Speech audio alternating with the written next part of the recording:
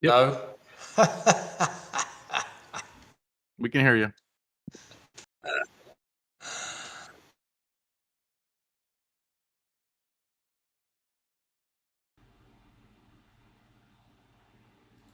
Let's see. Hey, okay, now. You're not getting an echo out of me, are you? No. No. Now Streamlabs can hear me. That's good. There's always something going wrong on my streams. So how are you guys doing? Long time no see.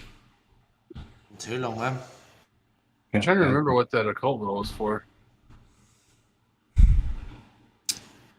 I don't remember as much.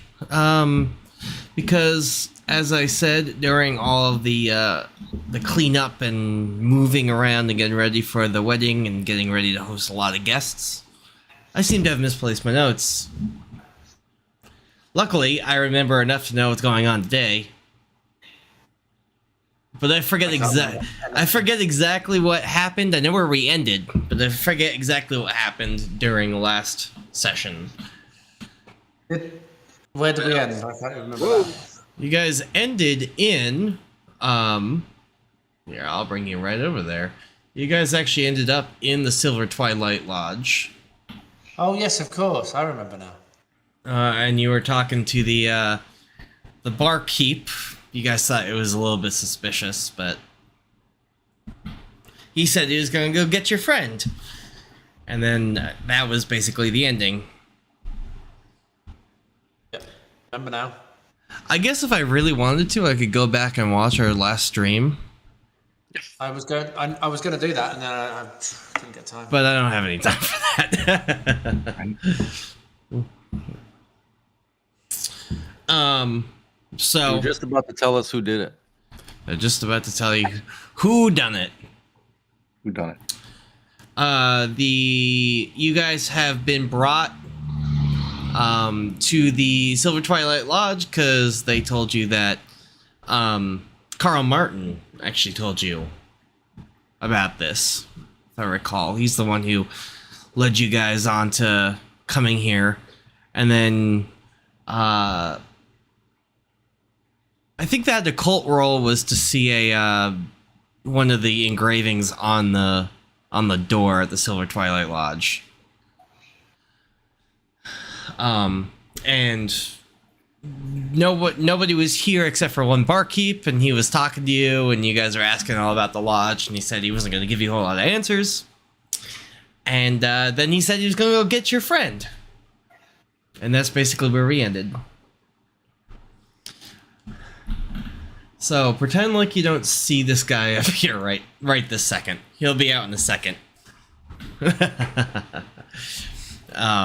But to set the scene, it is relatively early on Tuesday, November 2nd.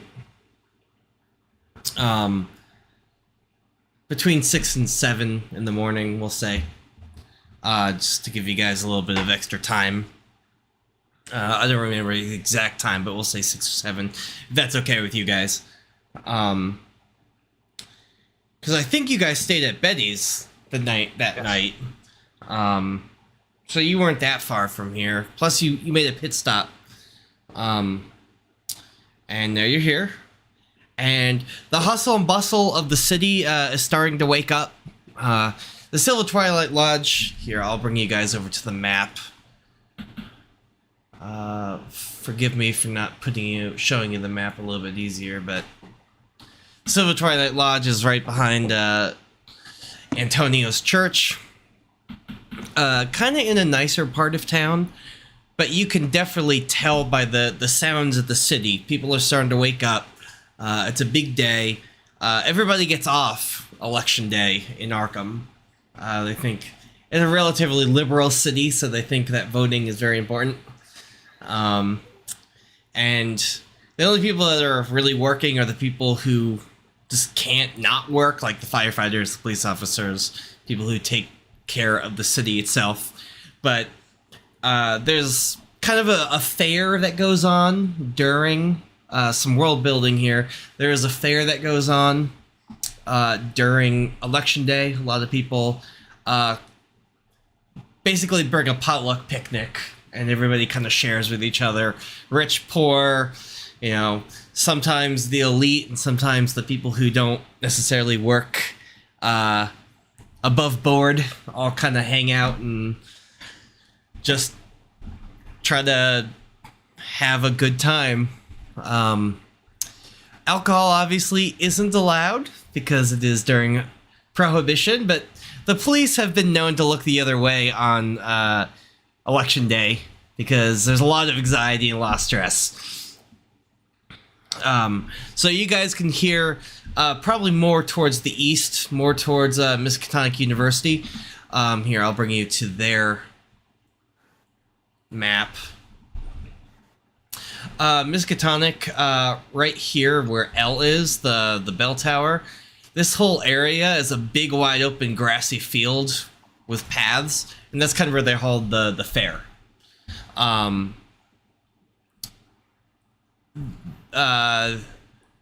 Mostly because,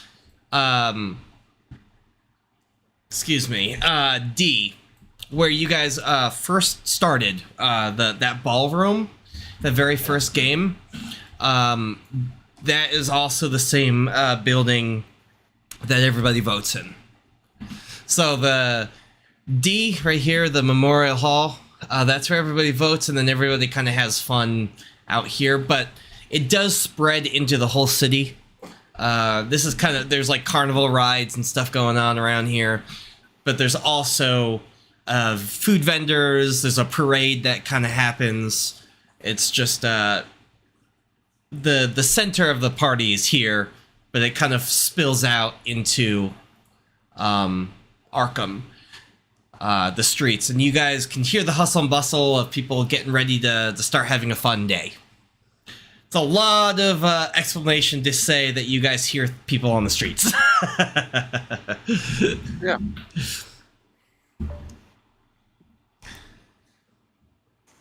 I'm trying to remember the bombshell that was dropped right at the end of the last episode. There was something that we found out right at the last episode, and I don't think I wrote it down, but I know I tried to drop a bunch of bombshells on you guys. can't remember. All right. Well, I'm so frustrated that I can't find all my notes. I'm so sorry, guys. I hope you guys don't. You guys pay me to do this for you, and I'm doing a crappy job of it. They'll turn up. Don't worry.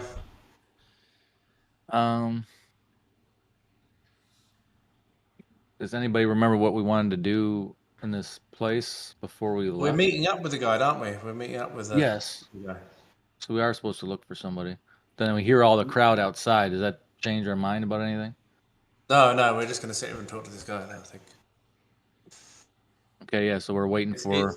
The crowd outside is expected because it's voting day, isn't it? So this is just normal. That's fully expected. Yeah. I would say that for any of you who have lived here, you know about this. This is not anything terribly crazy. Okay. So... Who was it that we were coming to visit, to meet? I can't remember. I've just forgotten everything. You were told that the guy who's kind of looking over you, he's gonna meet you here. Oh yes, of course. So we didn't actually know who it was. No, Shooter, right? the shooter. Meet our guardian angel. Yes, I remember now. So back up this way, there's a set of double doors. And coming through that double doors is a tall, kind of lanky gentleman, who's very well dressed, but he looks like part of his face has gotten burned. If anybody wants to make a first aid or medicine check, you can on that. But And he walks with a little bit of a limp, but he kind of comes walking through, kind of like a business suit, and he doesn't have any outward like appearance of any weapons on him. He doesn't have a cane or anything. He just kind of walks with a little bit of a limp, and he comes out, and because Walter is right there first, he doesn't say anything as he walks in. He just kind of like looks at you guys, and he looks at his watch, and he sticks out his hand to Walter Kovacs. He goes, "It's good to finally meet you." I put my hand out, shake his hand. If that's what he was trying to do. That is what he was trying to do. Okay. I didn't know if he was like, "Hey guys." What check did you say again? Sorry. Say that again? Which check were you saying again? Oh, I said first aid or medicine if you wanted to on him. He goes, I'm really sorry. I apologize for oh wow. Delay.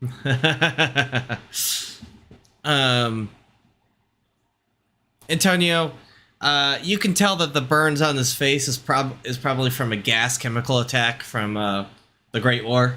So he's probably a veteran. Maybe didn't get his mask on in time. Took some burns to the face and nose, the mouth and nose. So I might say, "Hey, hello, how you doing? You asked to meet us here?" Yes, I apologize for working through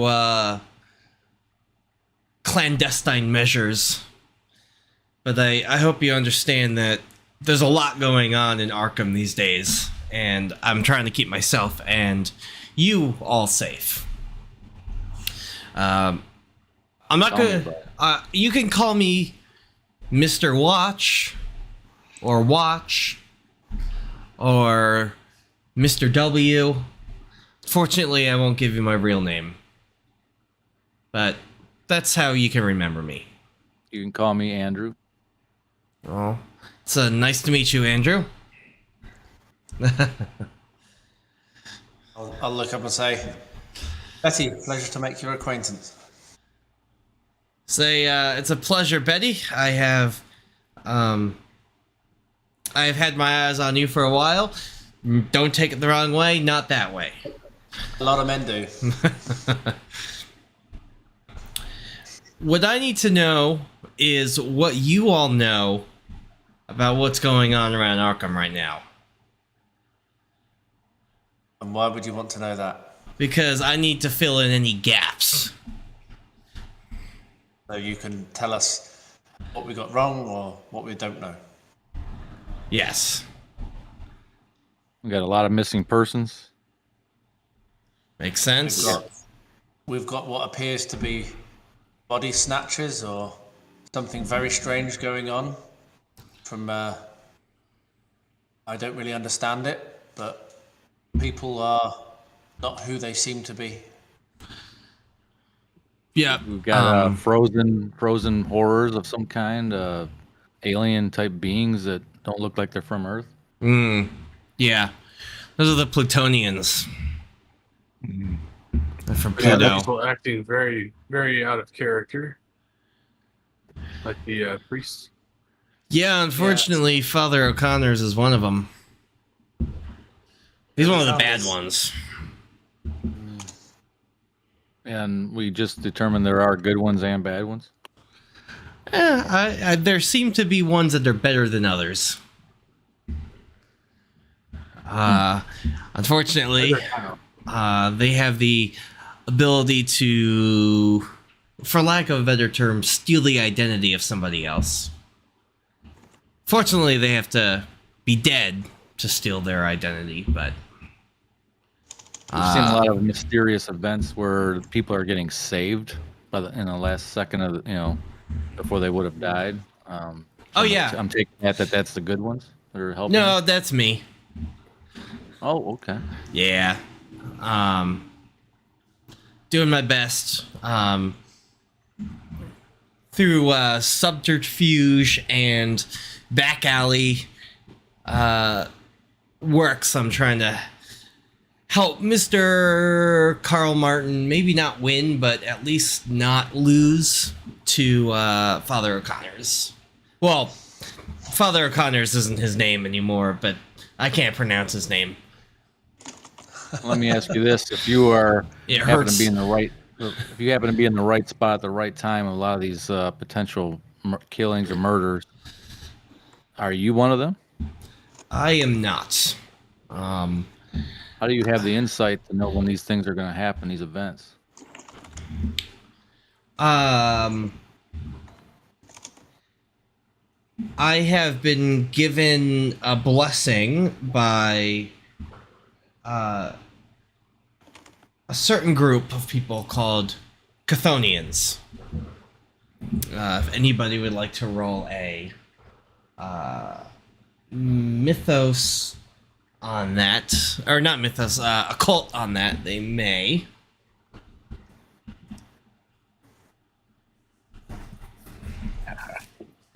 It's not something Finn would even think about. I mean, no. You gotta be below the number, right? Yeah, unfortunately. Not gonna try that.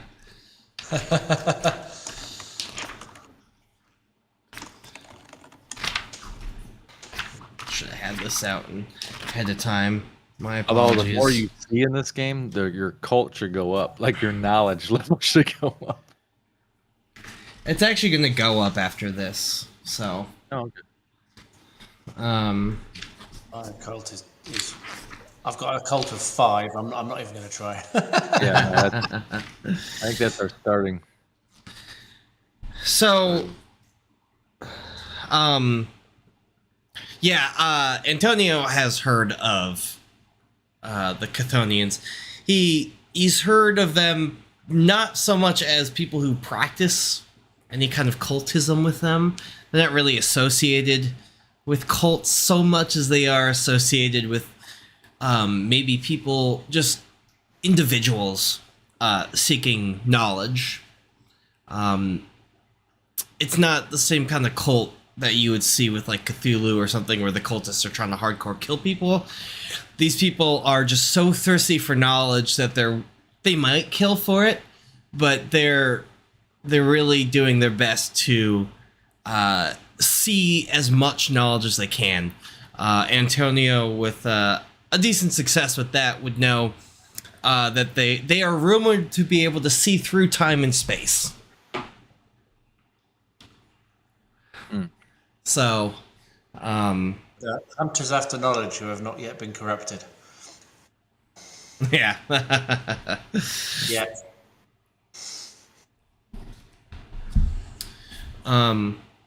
And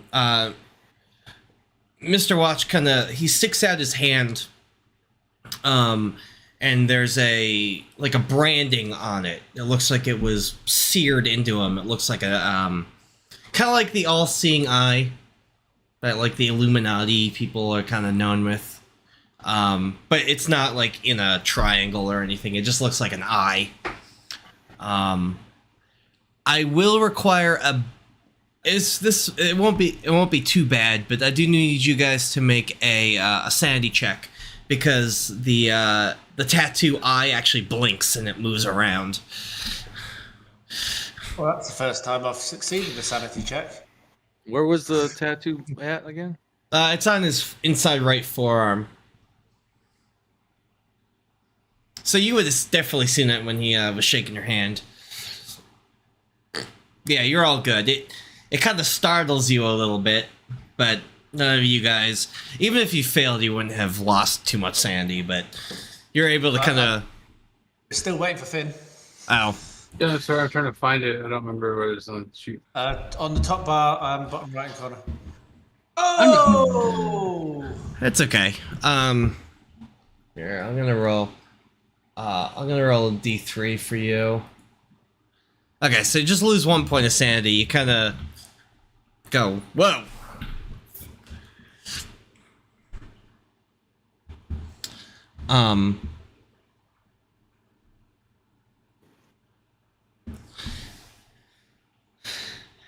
He continues on.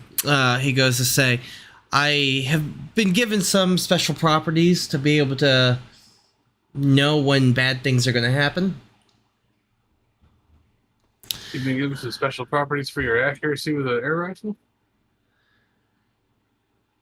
That is, thankfully, well, not thankfully, that's basically my skill. I wish I could give you my skill, but I was pretty good back in the war. So, After we see that eye blink on his tattoo, I ask him, "Can I get one of those?" I probably can. You could probably get one of these. You are working, at least from what I can understand, towards the greater goals of humanity. So I'm pretty sure that you can. I'll put in a good word for you to my masters. Not really my masters, to my elders. Okay. It's probably a better word for it. Cool. So again, I apologize. I have to keep this all down low. I'm just trying to keep you guys under the radar from the military and the government that is doing its best to stick its hand into the pie of what is the batshit insanity of Arkham. Source of evidence of that. Yeah, So we told you what? Oh, go ahead. So unfortunately,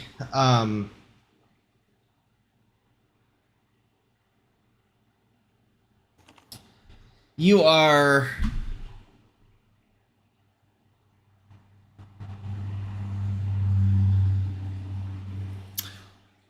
hold on. He's pausing. He's not pausing. The GM here is pausing for a second. I need to look at something really quickly. Forgive me. Has the barkeep returned? No, not yet. Oh, Finn's still talking with him. So Finn's still propping up the bar. Get my drink on. If you ever have a game that goes 100% perfect, it wasn't a game, it was a performance.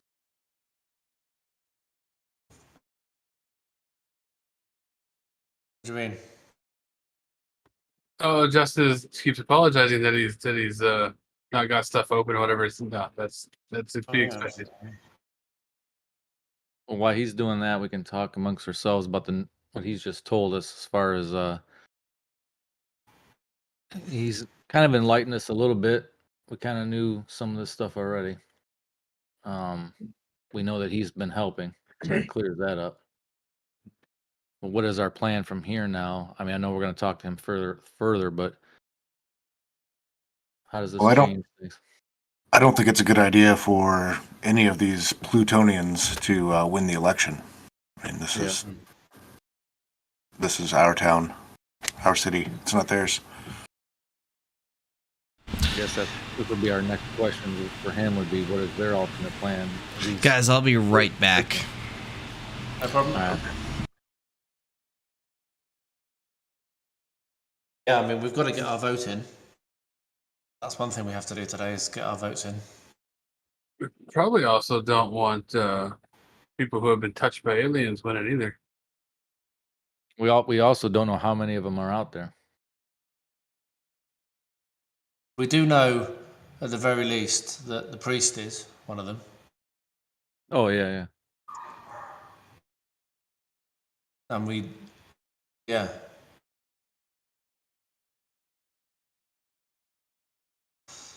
Yeah, those are the two that we know of: Carl Martin and the priest.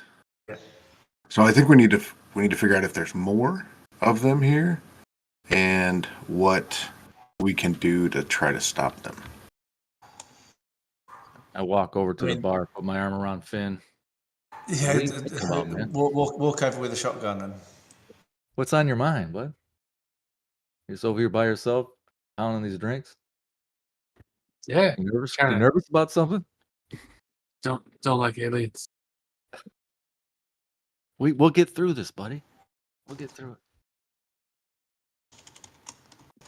Because you didn't pass your sanity check, so I'm kind of calming down.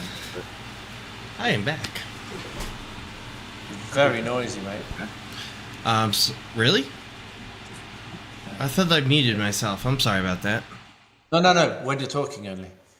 yeah, when you talk, there's static. It's white noise in here. Oh, really? That's better. Huh.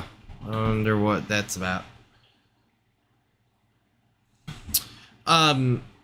Yeah, so, unless you guys, is he able to continue, or are you guys talking to him?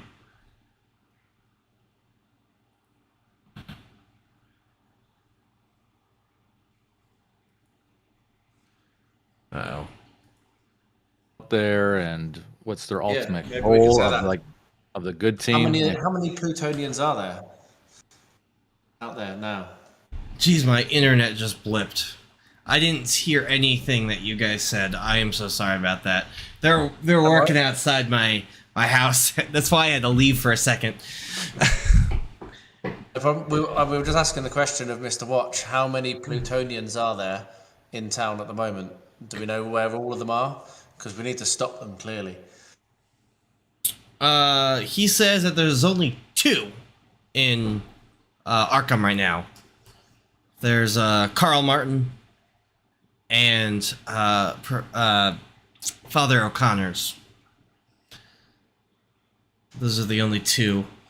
Carl Martin is kind of more on the good side of things. I prefer him not winning either. I think Tops should be the mayor again. As for Father O'Connor's, I couldn't see that he was going to run for mayor. His future is cloudy, and I can't see through. I can't see through his intentions. I can see through Carl Martin's intentions. He's not putting up any kind of barrier. You see, they're magical of some sort. Is the best way to describe it. And I totally understand how I look like a crazy lunatic telling you this. I don't expect... The things we've seen make me believe you more. I don't... I understand, but I don't... I understand if you don't believe me. So do the Plutonians have 2 clear factions? That's what it seems like, yes. But you told us about Carl Martin and O'Connor's, but who are the good ones? Like the ones that gave you your ability. Those are the Chthonians. They are... Yeah. They don't really have anything to do with this. They've got bigger and better plans for the universe than whatever we do here on Earth. They don't care. Really? Okay. I just happened to stumble upon them.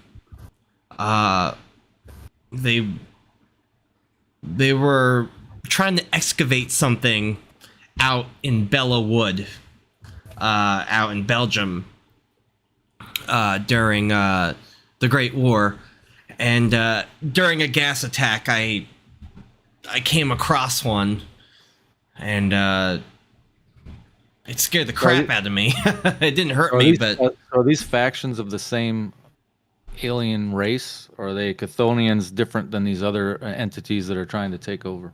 they are apples and oranges. They're both aliens, but they have nothing to do with this. They just I just happened to stumble upon one, and that's why I'm here, because I feel like I am charged with trying to help. So there's 2 aliens here, or Plutonians. How many more are touched like you? That you know of? I think there's 3 others in the world who have what I have. Many. Yeah, unfortunately not many.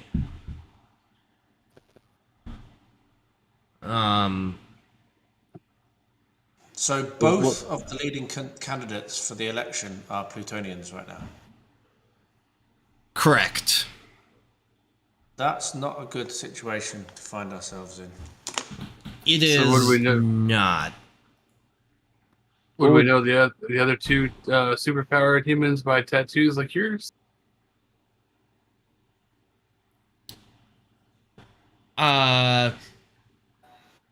Say that one more time. I'm sorry. That's Justin asking, not Mr. Watch. Well, I was asking if we would know the other two humans by the crazy eyeball tattoo. The superpowered human. I don't know who they are. I can vaguely make like a mental connection with them, but I don't have the ability to like call to them or talk to them. They kind of have the same. It's different. They can still kind of mask themselves through space magic. Again, I totally understand what I'm saying. Doesn't make any sense. Well, It's that gets to our point too. You called this hodgepodge team here of ordinary people that are just trying to investigate to your aid. What would you like us to do? We don't have any powers. And these are No. alien beings. No, you don't. But How can we help? you're a lawyer, so you can help skirt around some laws. We have a father here because we're going to need all of God on this. We have a beautiful woman who can help us sneak by some of the, or help us sweet talk our way past some of the big burly guys. And we have a sailor who hopefully can get a ship for us in case this all goes to shit and we have to get the hell out of here. Also, he can tie knots pretty well, I'm assuming. Kind of elbow Betty and be like, "Hey, you're the distraction." Just lean forward and say, "What do you mean?" So Okay. and then I ask Okay. after that, do you have a plan, or do we need to make one?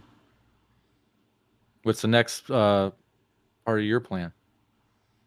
But the next part of my plan is begging you guys for help. And how can we help you? You're probably wondering why Arkham. Like, why would And what you? their intentions are? Yeah. Yeah, like why Arkham? When you could go to New York City or London or something with a much bigger group of people. The thing that Arkham has that they don't is Miskatonic University. And there is a professor, whom of which I need you guys to talk to. His name is Professor Dale Gribbs.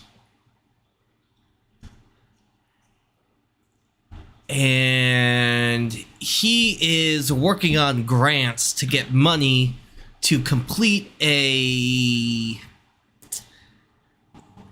I don't know, all the mumbo jumbo of science. He's trying to do some crazy teleportation kind of stuff.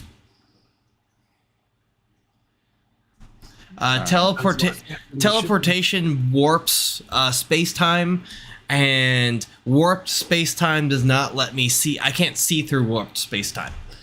So clearly he is, eventually he will be successful, but I can't see what it leads to.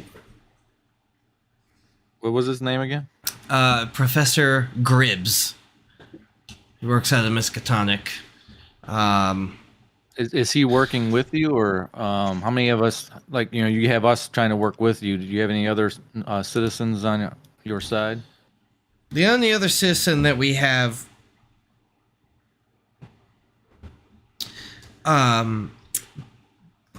Professor Gribbs is kind of aloof. He's stuck in his own research, should I say. Okay. He probably doesn't even know that it's an election today. So, I doubt he knows what's even going on. Apart from the noise outside his window. Exactly. As for the only other citizen we have is the police chief, the acting police chief. Spoken with him? He is working with me, yes. He's the one that put us together. Yeah, he's got a good head on his shoulders. Unfortunately, he will probably be dead by the end of the day. That's not so good. It is not. Say probably. Yeah. How could that be prevented?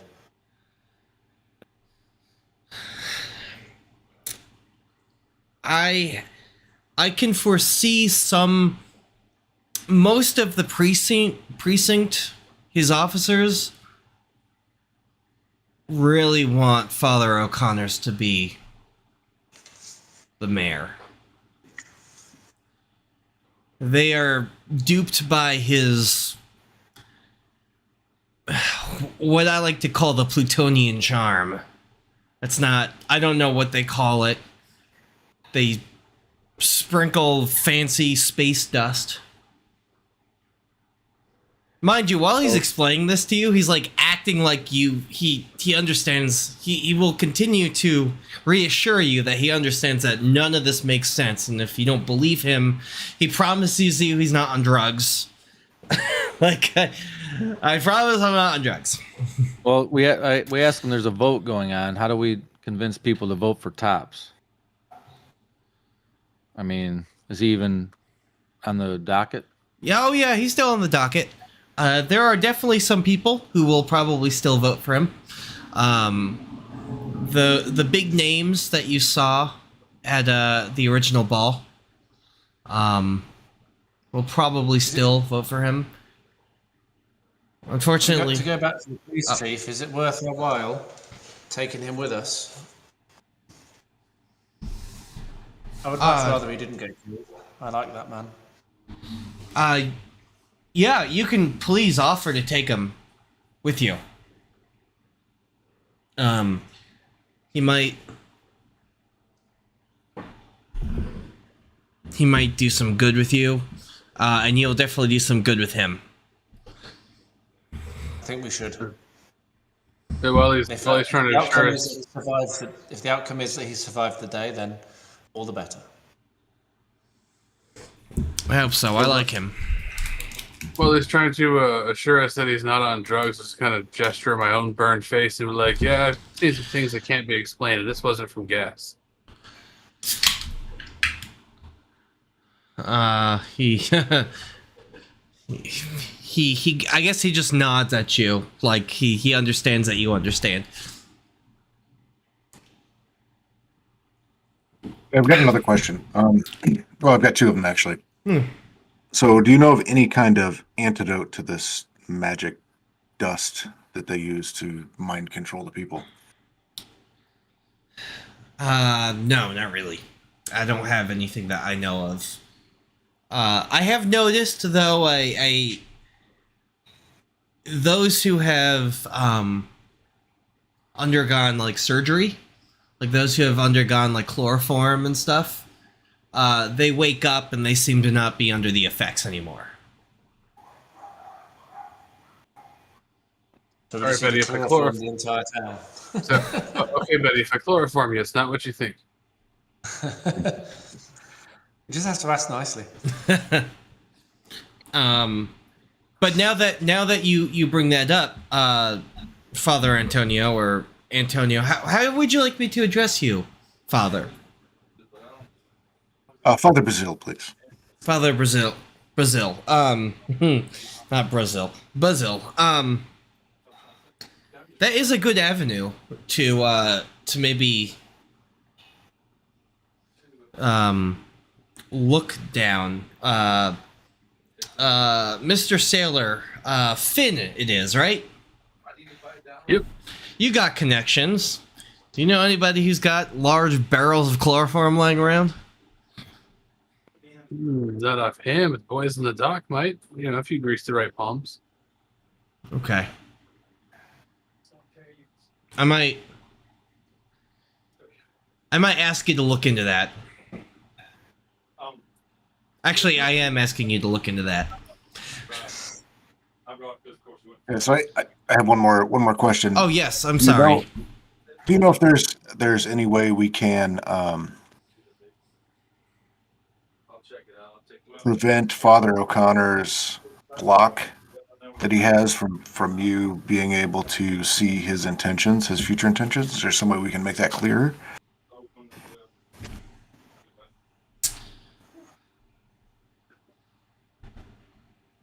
There is. There is. Um,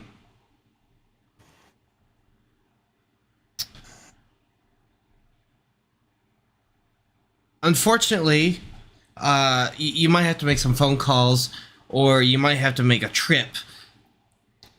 The easiest way I can describe this to you is there is a museum in Boston dedicated, or sorry, not Boston. There's a museum in Salem dedicated to witches. I don't know if you remember. Salem was known for some of their witch trials back in the 1600s. There is an artifact there that is able to make somebody's future easier to see.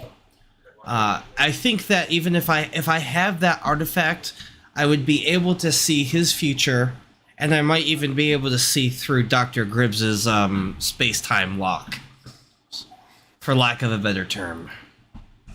Well, that's great. Can you describe it for me? Draw me a picture. Tell me what it's called. Yeah, he'll draw you a picture. I've only seen it once. It is in their museum. It's actually one of their pride and joy artifacts. It kind of looks like a crucifix.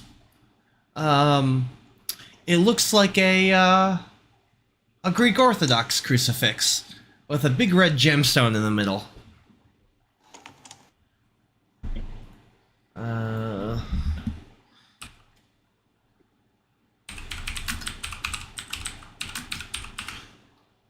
Yeah, I'm gonna show stream kind of what I'm talking about here. So it's the crucifix with like that weird slanted angle at the bottom that kind of represents where his foot was. I don't know if you guys know what a Orthodox cross looks like. But it looks like a crucifix with an extra slanted line in it at the bottom where Jesus' feet would have been. With a big red gemstone. There is no Jesus on it. It's actually not even religious. It just so happens that the creatures, whom of which I don't know, who blessed these women with magic, left one of these artifacts with them.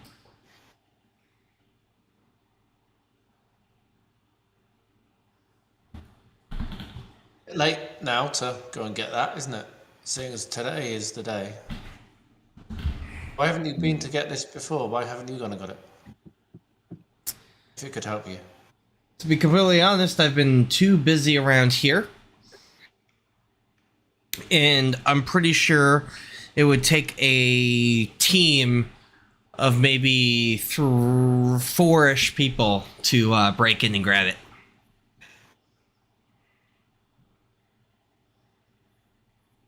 It's a very specific number there. Very. It would be a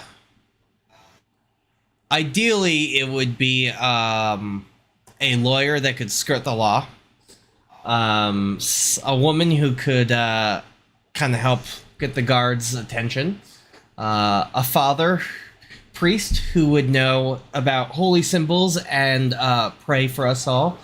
And somebody who could charter us a boat and tie knots. Very odd. Oh, hey! It kind of looks like I might have that in front of me. So just to be clear, the two things that you've asked of us so far, one of which is to go and talk to the professor, and the other one is to recover this item. Yes, in Salem. Oh, and see if we can get a hold of a whole bunch of chloroform. And the Yes. chloroform, yeah. What is it you wish us to speak to the professor about? I need you to...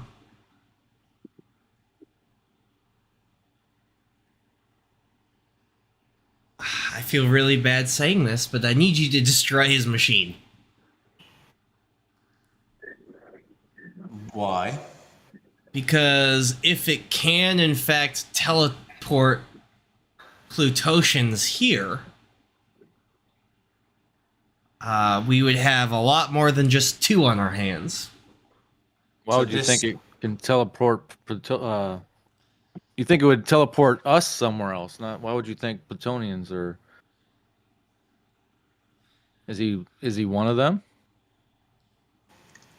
Martin is, yes, and so is O'Connor's. But his machine might be for. His machine is for, I don't know what in God's name his machine is for. I don't know what he plans on doing with it. I just know that if it falls into the right hands, imagine being able to teleport a planet here. Or all the inhabitants of a planet. So do you think that he has been encouraged to develop this machine by one of the Plutonians? I don't know, and that's why I need you guys to talk to him about that. And if it seems fishy, destroy it. Actually, destroy it if you can anyway. Well, no, hold on. You said there are 2 factions of them. Maybe we can get the good faction to help. The bartender. Oh, I'm sorry. I was gonna say, what kind of test could I make to see if he's giving us a bunch of crap about this machine? If I, Psychology. Oof. I can use a point. You can. A point of what? Luck. So I just minus a point? Yep. I have to be under. You can match or beat. I'm gonna match. Okay. As crazy as all this sounds, he is not giving off any vibes that he is trying to lie to you.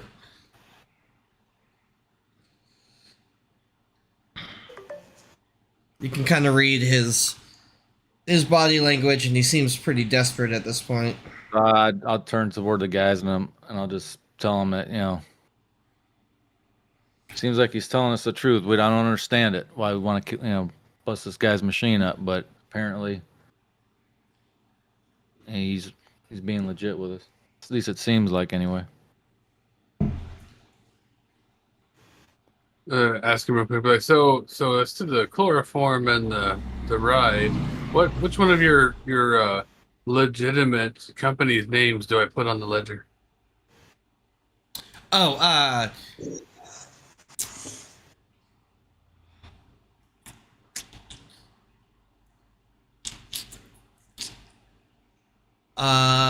put Earl. You'd probably put Earl and Sons, medicinal importers.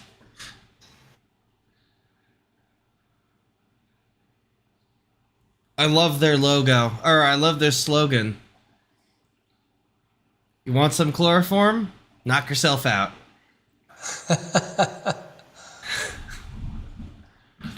The barkeep comes out from behind the bar, and he's basically carrying a bundle of dynamite.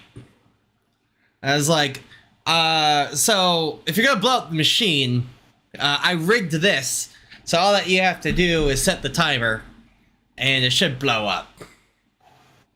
How long has it got on the timer? Anywhere between 45 seconds and 45 minutes. That's not very accurate timer. Well, you could set it to any time in between that. I see. Listen, I'm new at this. Give me a plus or minus like 5-minute gap here. Finn's good with explosives. He can adjust it.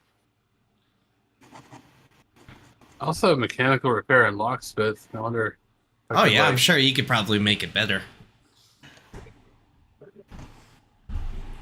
Just take the dynamite. Let me see that thing. Start picking at the mechanism.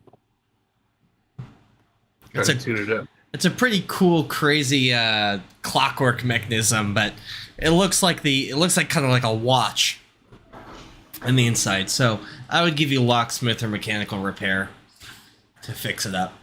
It's all clockwork, it seems. Oh yeah, Boom. yeah. You get this thing down to like it would be within a millisecond plus or minus femtosecond. All right, kid. Let me show you how to do this. I'm going to look at Finn and say, so are we considering going and destroying this machine? Are we going to do it? I don't know about that, but it might be handy to have dynamite. It's always handy to have dynamite. I'll give him a little nod and a tap on the shoulder and turn back to Mr. Watch. Like that. Well, I'll tell you what, guys. If we're gonna make this explosion, where's this scientist at compared to where everybody's voting? If we set off a pretty good explosion, we might get everybody to stop voting right now because Oops, that's the it'd be a wrong. good combination. Disrupt the vote, yeah. Yeah, they can- so Let's see. keep on hitting the wrong button. Let's see if Finn. Do you think you can make a phone call and get a group to recover some chloroform and meet us at the university? Yeah, probably do that. That way they can gather that stuff up while we make a run to Salem real quick. And we can meet them at the university. I forgot what Finn's boss's name is.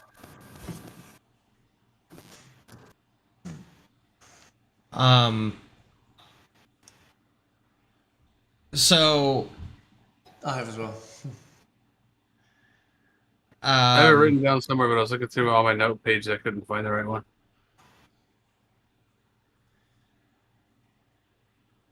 Yeah, It's all probably, good. So- probably call my boss and the guy at the docks. so you guys will be. I have you guys on here, right? You can see Miskatonic, the map. Yeah. Yep. Okay. So the hall, D is where the voting will be, and he works in the science wing, which is part of Solomon Hall, Oh yeah. most likely in the basement. So it's connected underground via kind of like an underground laboratory between F and G. So he's probably. F is probably not right. He's probably underground in part of the science labs between F and G. It's like it's like one level down where they can kind of go between buildings. I say we blow up D. Nobody votes. Then we go take the guy out himself. Take his machine. We teleport to these plutonium to kick their butt. I was actually thinking that might be useful to use the dynamite to sink a ship in the harbor and block it so when we're leaving, people can't follow us. And now we're thinking outside the box. I like it. I think the best use of the dynamite is directly on Father O'Connor's. Correct. That is the right answer. Put the vest on, sir. Put the vest on. But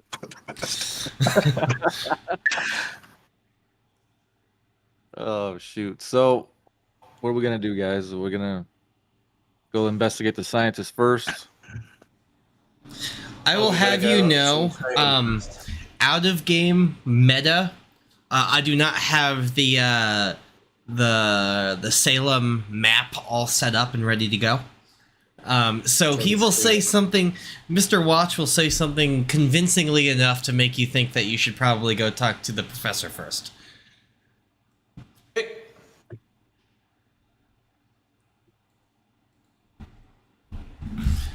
Sounds like that's the plan. Is Finn going to make a call around for some happy sleepy juice? Yes. As I said, Yeah. call my boss and tell him we need a whole bunch of chloroform and I might need a ride. Don't ask questions, but our mysterious benefactor Earl and Sons medicinal imports. You can put that on the ledger. It'll be covered. What kind of phone do they have here? Is it like a, They don't actually have a phone here. I was gonna say, is it just like an operator? Put me through to.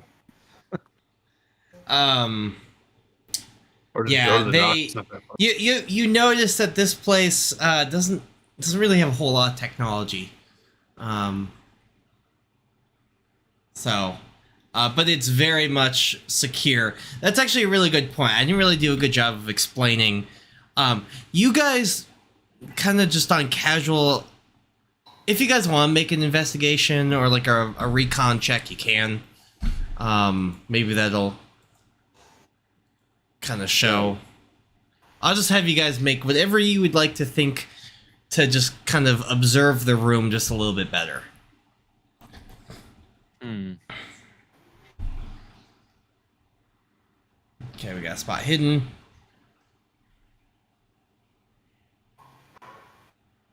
Okay. Oh, I'm just at the bar. yeah. You're a little Or a little too long. you're a little drunk right I now. was waiting for. What are you guys doing? Ready to go yet? You coming to say goodnight? I've got someone coming to say goodnight to us. Aww. What have you got to say? Good night. Nana, you eat it. Good night, Rosie. Demonetized.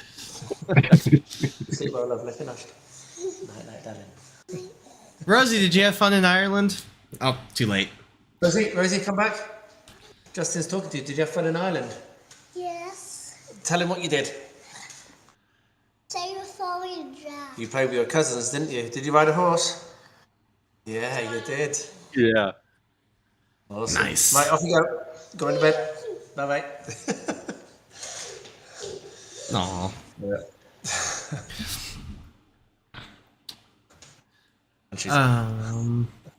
Sorry.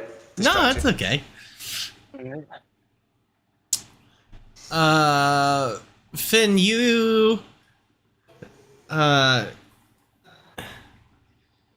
spot hidden roll knows that this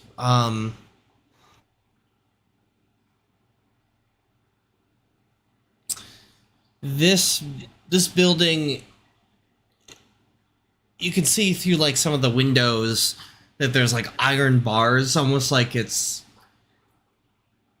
I wouldn't say a jail cell, but it's definitely a fortress, and it looks like it's designed to keep people out instead of keeping people in. Now, Antonio, for the life of me, I can't remember the name of it. They have a specific name. Can't remember what they're called, but this building was originally built by British sympathizers during the Revolution. So, knowing your history about them, this probably has at least 1 or 2 stories underground as well as above ground, and it's probably pretty well holed up down there in case shit hits the fan. Okay. Was loyalists, was that the term you were looking for? No, they have a special name. At least in New England, we have a name for them during the Revolutionary War. I can't remember their name. Traitor. Bastards. Watch it, Colonials. We'll come back. They're all beard clippers. That's what I call them. Now, Awesome, you mean?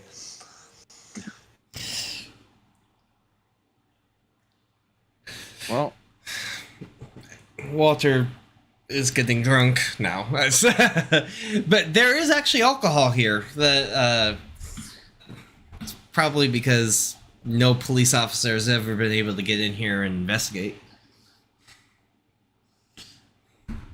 So I'm going to say to Mr. Watch, so what you think we should do first is go and look into this. Go and find the police chief. Look into this inventor. And potentially destroy the machine based on what he tells us. yes. So I'm going to drive over to see the professor. Let's go and pick up the police chief first. Okay. And we can make the call. Quinn can make the call about the chloroform as well. Okay. And I have a $50 bill if that helps get a crew together for the chloroform. I have money. Don't worry about that. I figured we've got the name is stamped on the ledger. That means they'll cover it. But to like transport it is what. Yeah, but the guys doing the job, they're gonna want to get paid, right? Yeah, I can fund that. Don't worry about that. Mr. Watch kind of nods over to the bartender, and the bartender goes, "Oh, yes." And he brings up some glasses. He brings up 4 glasses for you guys. And he pours a kind of a strawberry colored fizzy drink into each of them. Maybe 4 ounces. I don't know what that is in trader units, but it's a half, quarter of a pint glass. A couple 100 mils. Something like that. Yeah. Mouthful. I can't do ounce to mil conversions that quick. Actually, I can't do them at all. But he pours them, and he goes, "I think this will make you all feel a lot better." Oh, what is it? Sniff it. It smells like a combination of well, actually, that's a lie. No, it's not. It's a partial lie. It smells like strawberries, and it smells like whatever Betty's favorite smell in the entire world would be. I take it and I down it.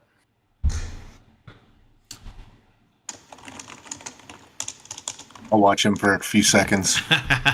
Make a sanity check. No, I'm just kidding. So, your sanity level, Cujo, will go back up to whatever your POW number is. So if you lost sanity, you recover it, and then you're going to get 10 more luck points for it. So bump your luck up by 10. I will also drink then. Yeah, Finn wouldn't hesitate. It's booze. Anybody who drinks can get that benefit. You can heal your Heal your sanity and 10 more points of luck. correct. Need to go into edit mode, dude. Yeah. I figured that. I'll just have a look at the empty glass. Like, man, that's good. There's one more effect that you all get. It's basically the Call of Cthulhu's equivalent of a like advantage or inspiration. Basically, at any time if you make a roll, you can choose to roll again. After you see the roll, you can only do that once, and then you use it. But it doesn't, like, you don't have to spend any luck or anything. You can just either one free reroll. Excellent.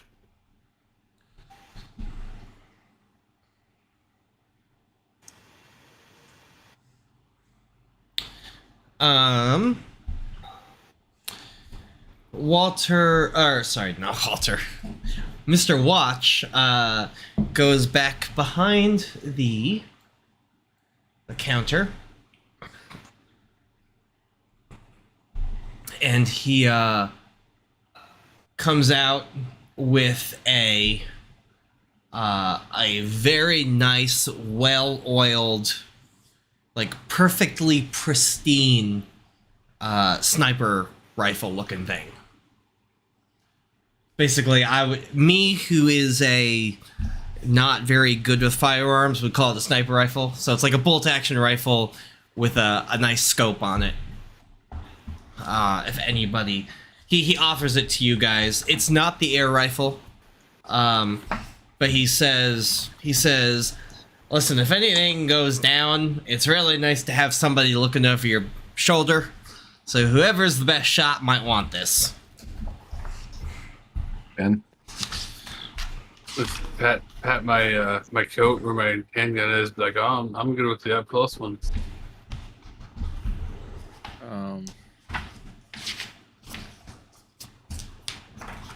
What will you be doing? I am going to attend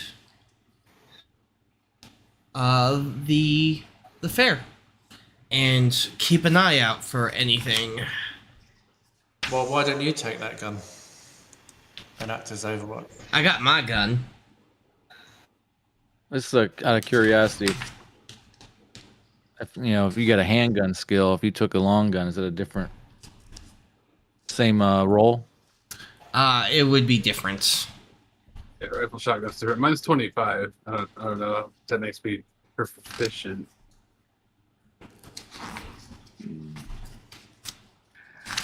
I've got a 65. Yeah, I've got a 60 and. Oh, I know how to use it. handgun. Well, I've got rifle shotgun. So I'm familiar with how to use it. Like, oh yeah, don't you priests go hunting and stuff? Oh, rifle shotgun. I'm only at 25. Well, yes, I've used a similar rifle before. Used to hunt some quail. Yeah, quail or pheasant.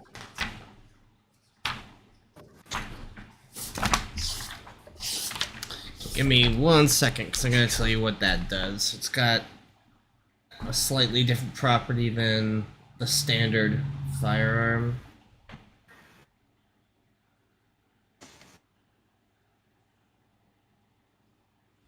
How do we regain our hit points? Do we have to take a rest, right? Or at night? So that's the way I'm playing it, is that after 2 long rests, your hit points will come back. Okay. Basically, it's trying to, unless you get a major wound, then that'll require surgery.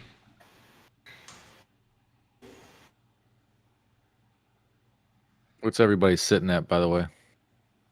Everybody. I'm at 10. Or at 10. 11. I'm only down 1. I'm at 8 out of 9. I'm a 10 out of 10. I'm good. I know I'm still pretty sore from that frosty attack. Yeah. From the little blue fairies. Was that? I'm trying to remember if that was 2 long rests ago. Let's just go and say everybody's at the full. We have had a couple of. I've had a rest, I think, since then.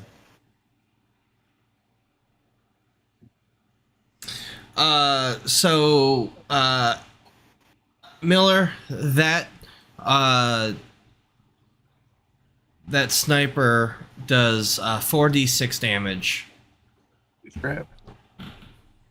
And it's piercing 3, so it'll negate 3 pieces, 3 armor points.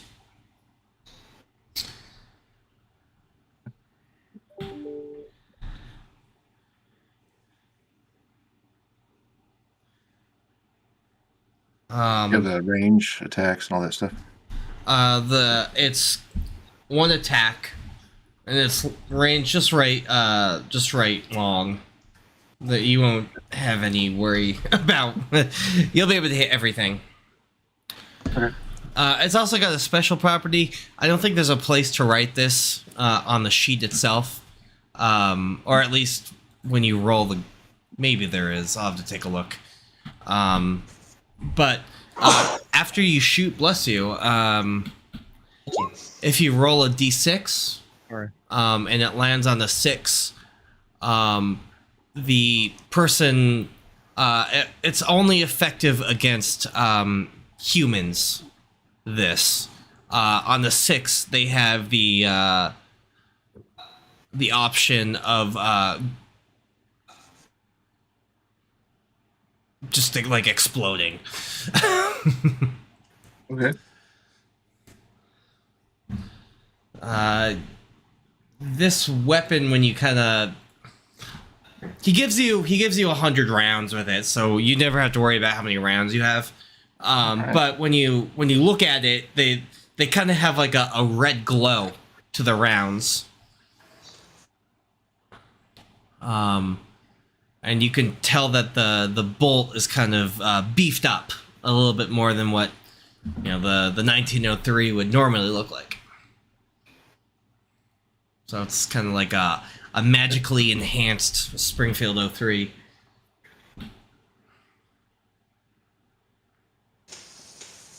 Fantastic. So even if you don't kill him outright, you have a chance of killing him outright.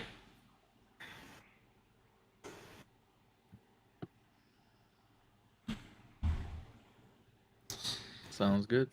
Now, do you guys mind if I take a comfort break? Do it. Nope, that's fine. We can take 5-10 minutes. Thank you. Okay, everybody, we will be right back.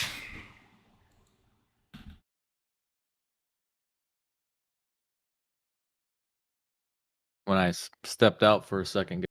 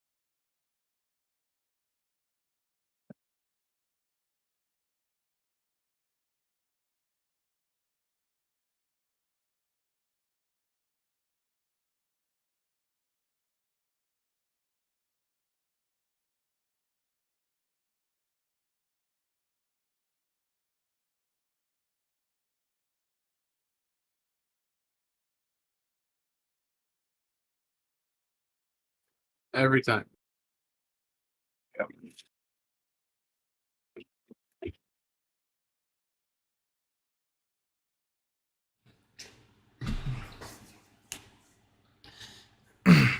Well, thank you, Max. Well, Shields again for subscribing. That was very kind of you.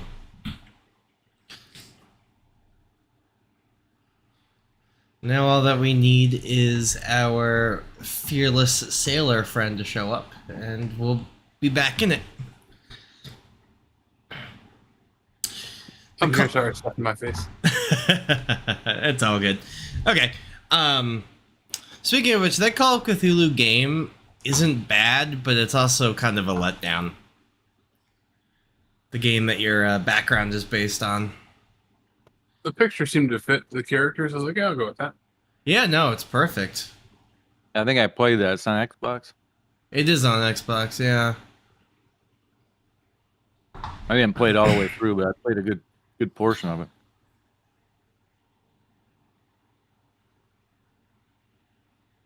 Amnesia's a better Call of Cthulhu game. It has nothing to do with it. So yeah, he goes, I will be at the fair, just making sure that there's not too much funny business going on. If you happen to see any men wearing gray suits and black ties like I have,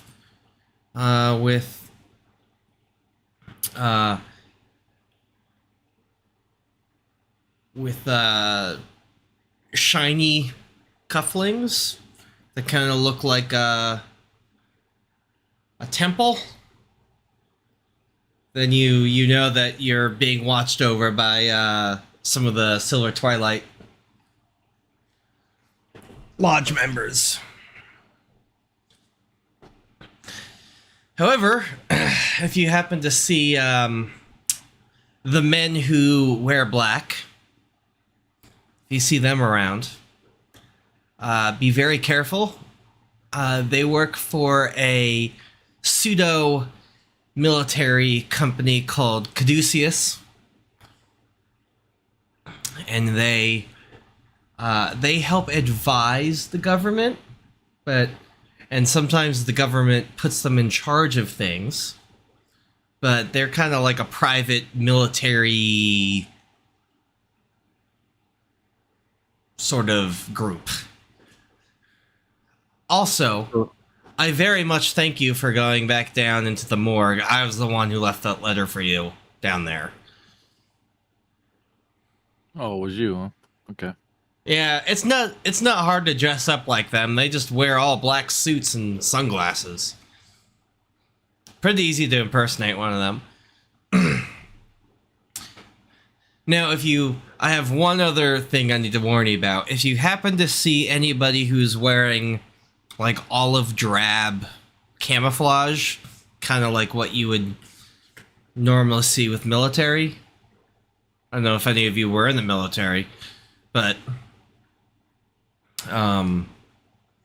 they're a group. They're part of the government. They're called Delta Green.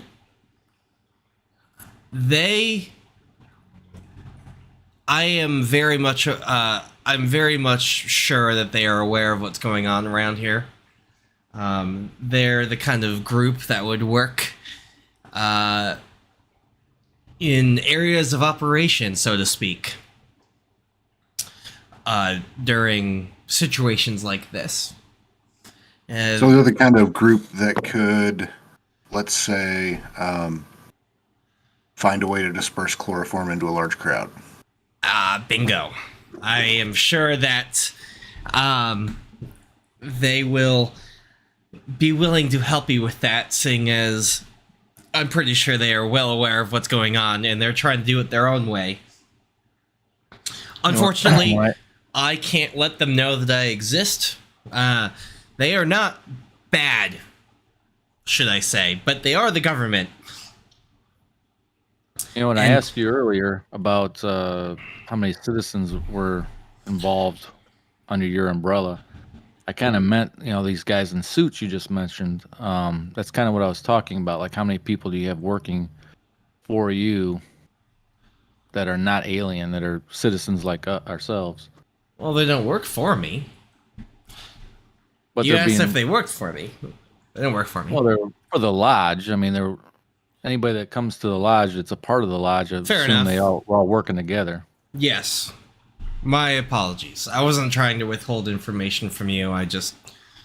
My apologies. No. I'm sorry, it's the lawyer in me that's trying to pick and. No. maybe I I'm understand. picking you to- There are people.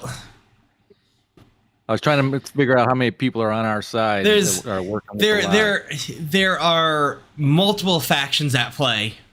There are the Silver Twilight Lodge, who is independent and trying to make sure that the Plutonians don't do this. As well as we're also a group of artifact fanciers. We like to study the occult. And we understand the significance and what can really poorly happen if the Plutonians get what they're looking for. Then you have Caduceus, who I am suspecting will probably want to do whatever they can to help the Plutonians. If only for the fact that they're pretty sure that it could make them rich quick. They don't care about the long term. I'm sure it could make them some money. And then there's Delta Green, who I'm afraid that if they know that I exist, they'll probably try to dissect me. But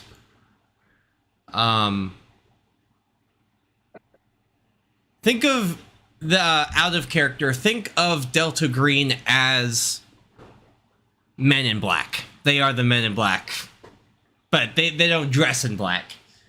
The men who dress in black is Caduceus. I know it's confusing, but they have like the same kind of idea that Men in Black does, where they kind of patrol and make sure. So they are well aware of aliens and stuff. They're America's anti-alien and alien enforcement policy. Hence why Mr. Watch doesn't want to be found out, because he doesn't want to go on any of their watch lists, so to speak. Start real quick. We still missing Miller. I think Miller and Beard are muted. Yeah, They just haven't talked. Yeah, I was Yeah, muted because I was eating. There you go. yeah. And beautiful woman just gave me some pizza, so I'm gonna do that. There you Oh, go. wow.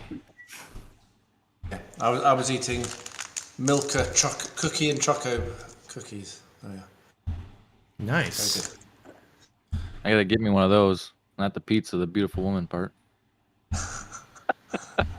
Ooh, I have one. Make him choke in his pizza.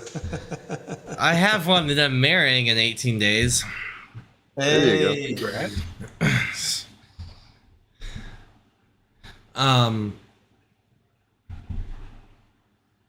By the way, he nonchalantly tells you about these guys because he thought that you guys already knew about them. So that's why he like didn't really go, like didn't bring them up first. He's like surprised that you guys don't know about them. Oh, okay. I'm sorry. I thought you guys knew who Delta I Green might say was. we knew there was a lot of military involvement. We've seen them all over the city, but we didn't know that there was a select group that were just basically hunting down the alien type sources of. So yeah, you did help us out there. Is there any way we can tell those two apart, like an average Joe versus these special Delta Force people? When they want to be clandestine, they will be, and you'll never know. But Okay. they tend to dress up like military personnel. All right. And the men of Caduceus, the men and women of Caduceus, are very flashy. So they'll always well, not so much flashy. They're very they care about keeping up the appearances of being scary and wearing all black suits and not having their faces completely seen. I'll have you know that they hate each other. So, if they ever kind of encounter each other, from what I have understood,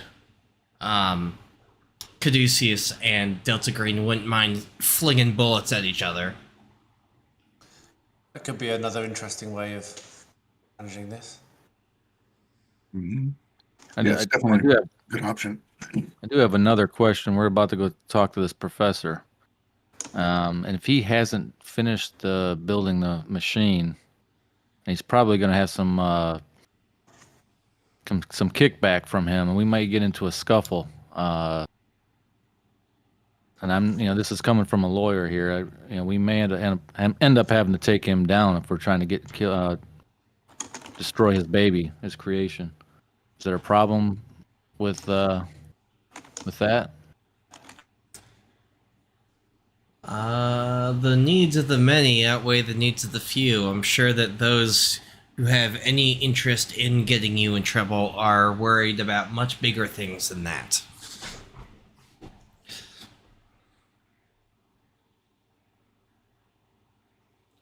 Let's just say your police chief friend would probably would look the other way.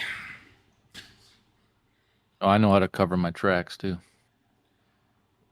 Try not to kill him, but if you have to, I guess that's what needs to happen. I would rather us not murder him. Oh, well, yeah, me too. Oh yeah, of course, of course. I mean, never thought that. Yeah, I'm just saying that. Push comes to shove. If there's ever an issue and we need some sort of wacky technology, he's probably one of the best. If he's the only one that knows how to build this thing, and we just put him down, we don't have to destroy the machine. We This can is use why that you want bomb for other Mr. reasons. I'm trying Mr. Watch. to use that bomb for other things. He shrugs. He's like, I guess there's more than one way to skin a cat.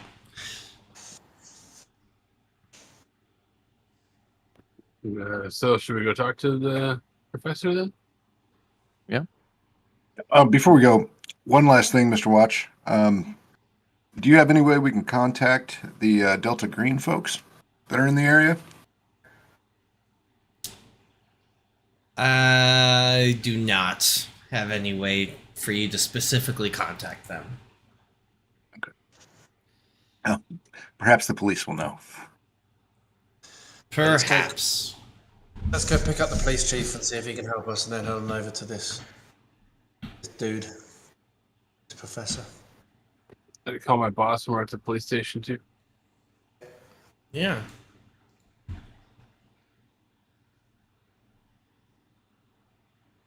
Aha, I already put you guys in here. It's like you knew what we were gonna do. Chief has a clone. Yeah. Chief does have a phone. I need to look at something really quickly. A clone. He's got two. There's two of them. There's two of the same, yeah. Yeah, they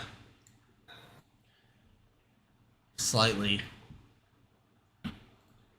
cloned up.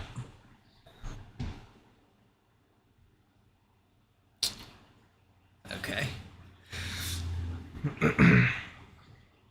I don't know where his token went. He has disappeared. We'll use him as our token right now. Right? Yeah. That's all I got. So yeah, the precinct is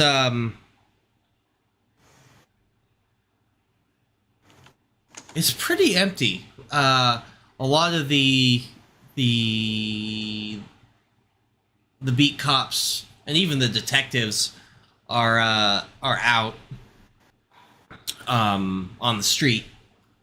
I will take a listen check from anybody who wishes to make some, because you can hear some murmurs coming down the hall in the chief's office. Finn's like, huh? Kind of old, you know. Did you say something? Yeah, Walter, you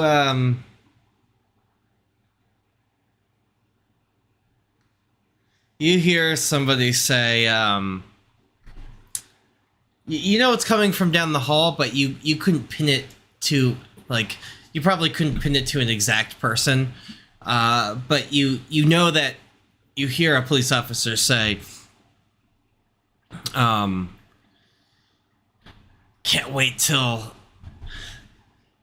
that new chief gets out of our way and gets his comeuppance. So I start moving toward the sound down the hallway, trying to see if I can get closer.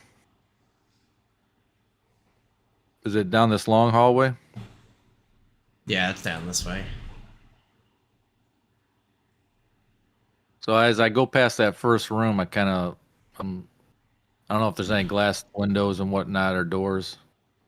I don't want to be seen, so There is a slightly a jar door.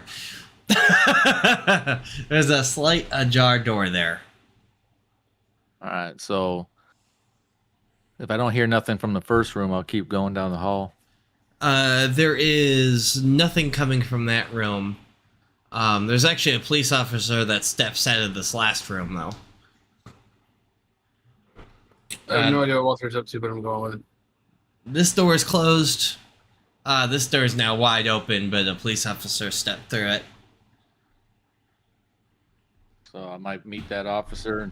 Hi, how you doing, sir?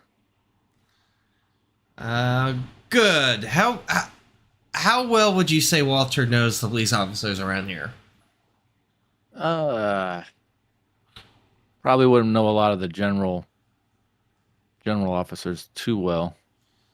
Okay. Just, not like by name too much. I mean, I come here enough, but that I'm probably more known than I know more of the sergeants and people in charge a little bit more. Okay. But they probably notice me and probably maybe recognize me. Yeah, I'm gonna say that he recognizes you as Mr. Kovacs. Nice to see you. Hey, how you doing? I just overheard some talking down this hallway. Something about the new captain, or what's it? Shoot, you just said his name. I didn't say his name. No, you didn't. DM. Okay, well, I'm just saying. I thought I heard somebody talking down here. Was that? I'm sorry. What door did you come out of? The room, or did you come off the hallway? He came out of that room. Just here. The door, like, the light is off in there, though. It's okay. So yeah, I just came out of my office. I got to go get ready to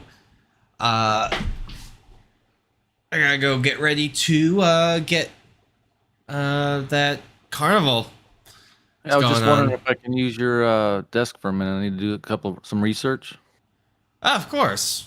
Thank you, sir. There's a phone, typewriter, notepad if you need anything. I'm gonna go see if the chief needs a ride. All right. Maybe he'll want to go with me.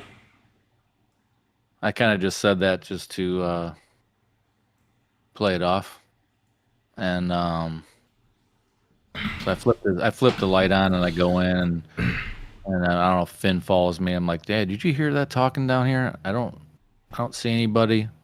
They were just talking about once what's his name is getting out of the way and all this stuff, and there ain't anybody in here but one person. I don't know if look around for. Well, I mean, he's got a phone, so he could have been on the phone with somebody, but could look Yeah, around do they for all have phones? doors or. I mean, he has a. It looked like every room had a phone. So he must have been on the phone. I was gonna say I could check his files, but I wouldn't be in the files. So I could like look around, see if there was evidence of two people, a coat left behind, two chairs pulled out, two glasses of whatever they're drinking, that kind of stuff. Sure, make me whatever you think.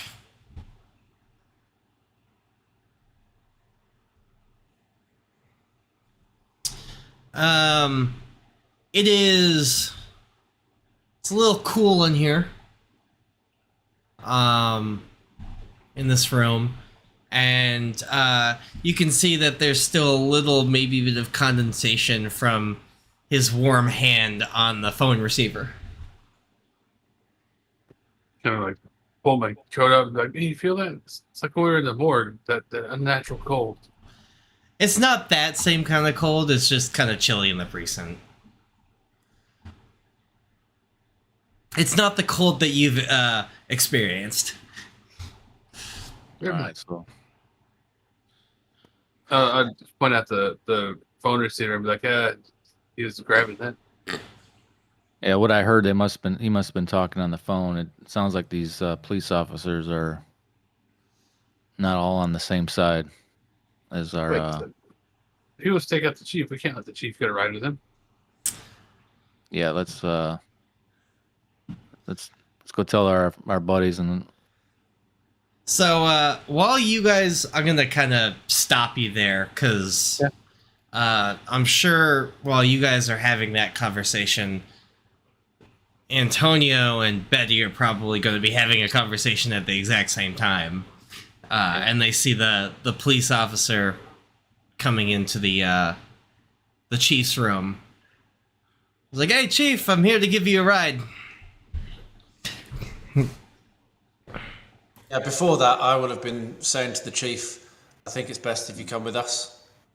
We've been speaking to a mutual friend who has suggested that this would be for the best. So that would have been how I would have entered that room. Okay. Yeah, and I would have closed and locked the door behind me. Oh, you locked the door. Okay. Mm-hmm. Well, then then you'll just hear him knocking, and you'll hear through the door him saying that, "Chief, I'm here." Chief is like, What are you guys up to?" It's for your own safety. I really would rather that you came with us. Send this other policeman on his way. We can explain more when we're in the car. Okay.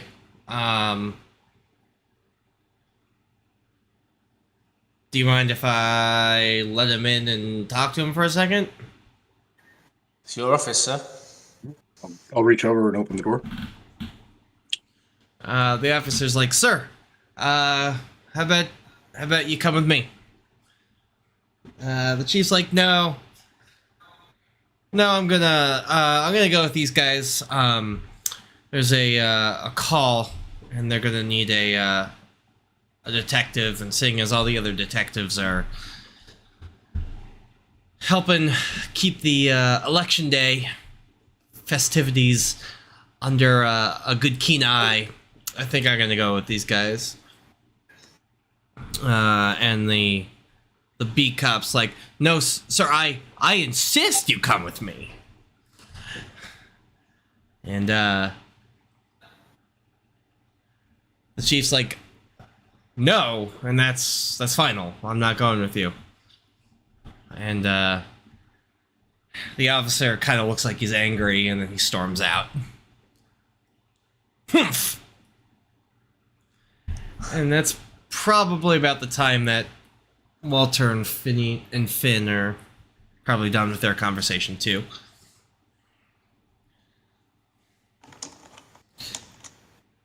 Cool. Cool. So when we step out, do we end up seeing like the officer leave, Yeah. or do it a little bit after that? He slams the door behind him. So yeah, so we come out of that one room, we see him leaving the chief's office. Without the chief. Yeah, without the chief. So That's we'll good. meet up with the chief, I guess, and the team. Where did you head off to, Walter? Why didn't you follow us? Well, I heard a conversation about something about taking the chief out, or something about can't wait till he gets taken out, or something like that. So I had to go see what was going on, and it must have been a phone call because there was only one officer.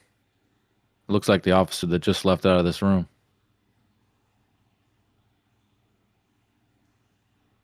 I don't know who he was talking to, but it sounds like they wanted to rub him out or get him out of the way. One of the two. Look at the chief and say, see?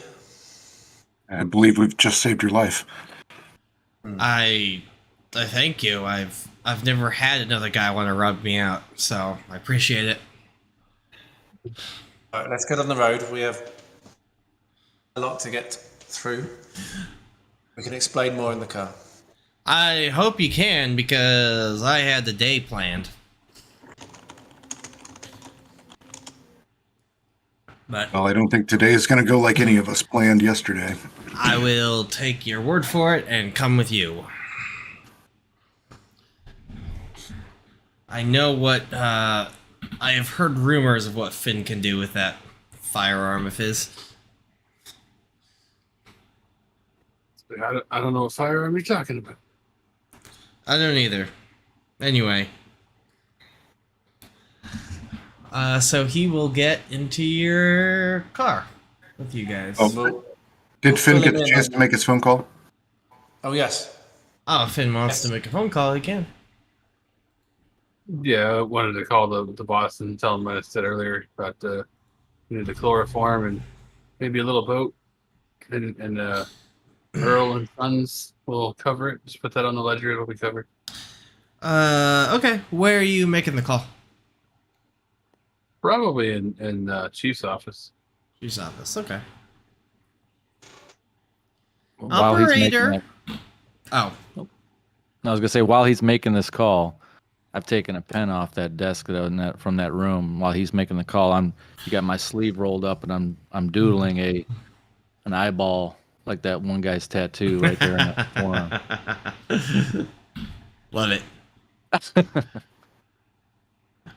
Operator. I need you to connect me to the docks. Patching you through now, sir. So your boss will...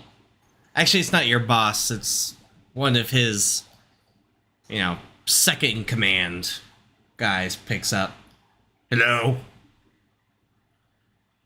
Do I recognize the voice? Yeah, you'd recognize him. Just be like, hey, Joey, or whatever his name is. Need to talk to the boss. Oh, Finn. Boss ain't here. Boss is, helping stir up some excitement for, voting day. Oh, all right. Well, you can handle it. I got us a job. Need to put in an order for some chloroform in a small ship. Fair enough. I will see if I can procure some. Who's this been charged to? Earl and Sons Medicinal Imports. Ah, yes. Okay. We're gonna need a little bit more than some chloroform, and we're gonna need some guys to bring it in. How many barges we talking? I don't know how much do we need. Hold the phone. How much chloroform do we need, guys? All of it. I've only ever As used much a as little we can bit. possibly get at the As moment. much as they can get, yeah. Yeah, that's good. Guys, all the chloroform you can get, whatever is available right now. I mean, we could divert some of the stuff that's going, to New York for their hospitals. I'm sure we can find a reason to bring it here instead. Oh, the reason would be that the buyer has deep pockets. Oh, that's fine with me. Hey, you know that I'll try to get some in a sap. How fast do you need it? Actually, that's a good question. How fast do we need it? In the hour. Right now, just get everybody on the dock who's sitting around smoking. Put them to work. Okay, but I got to make out some calls and try to get the barges in. I'll put out the boys on the tugs to bring it in, but it's gonna take a bit. Couple hours at least. How much time do we have?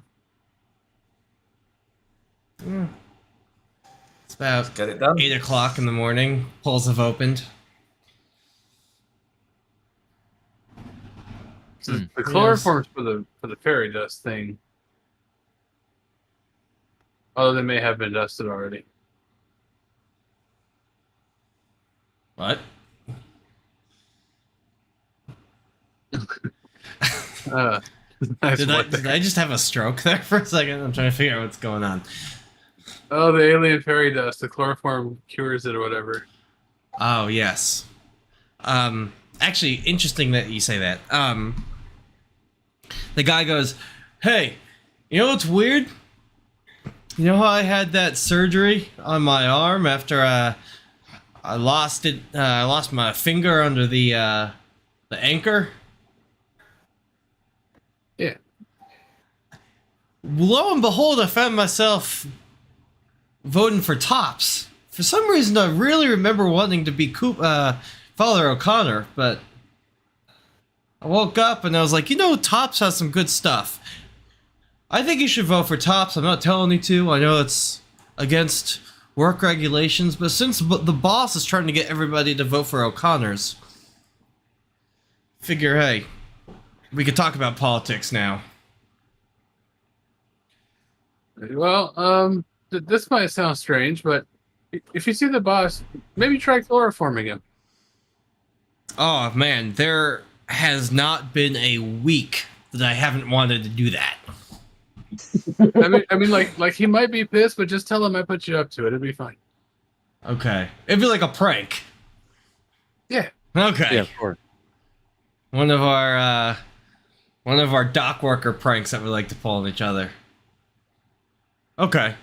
Like how you stole Jimmy's peg leg. He had to hop around for a week. That was funny. Okay, yeah, we'll do that. All right, we'll get the chloroform as soon as you can. I'm already gonna put the call out to dispatch. Let's go ahead and thank you for that. Oh, and the boat might need a small. I don't know what kind of boats they used at that time. Basically, these are long, like flat, like shallow water barges that you guys would be using because you have to come up through the Miskatonic River. Hey guys, how's that look?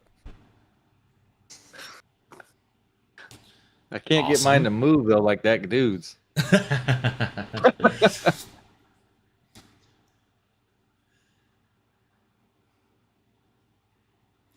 I'm gonna have a quick. Oh, I'm sorry. Go on. I just want to have a quick word with the chief, and drag Walter over. So, you said you thought that police officer was on the phone just now. Is there any way of contacting the telephone exchange and finding out who he was on the phone to? Why? I'm sure there is if we call the operator. Why do you guys want as much chloroform as you can have? We'll explain to you in the car, as I said. We will explain to you.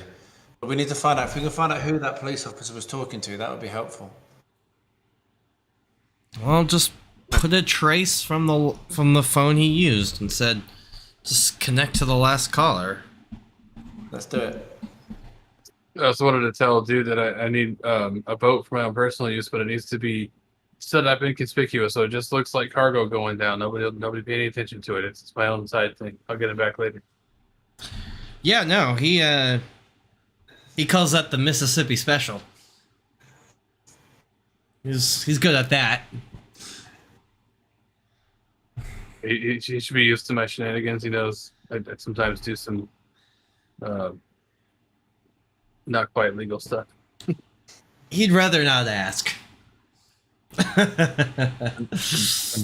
And to be honest with you, when we were in that office, if I would have known they had the capability to do that, and as a lawyer, I probably would have known that you could trace a call or a call back and see who the last call was. I was going to ask I didn't know you what can the do old that. equivalent of Star 69 was. I know. I was like, I'm thinking today's technology. I'm like, I don't know what they could do back then. Yeah, the operator can just patch you back in. Yeah. Let's do it. Yeah, definitely do that.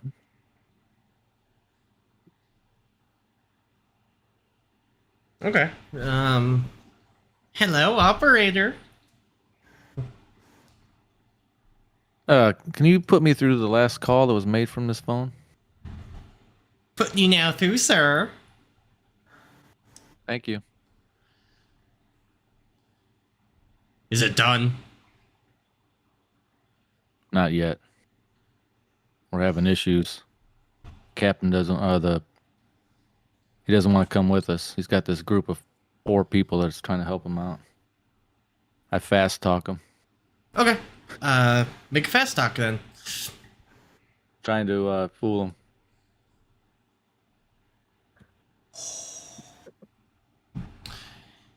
Okay. He goes,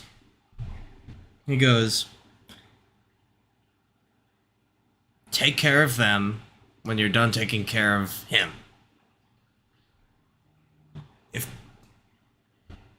If the pollutions promised that we could live here,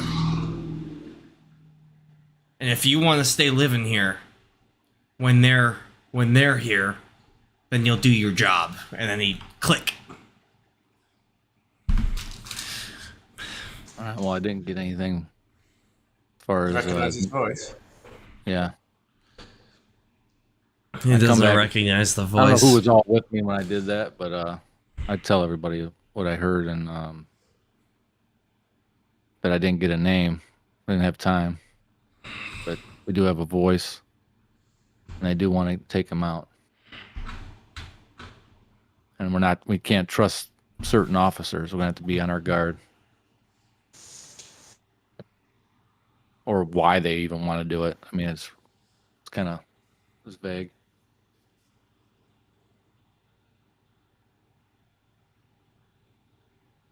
Vague. Vague. All right, guys. So, are you gonna shuffle him into your car?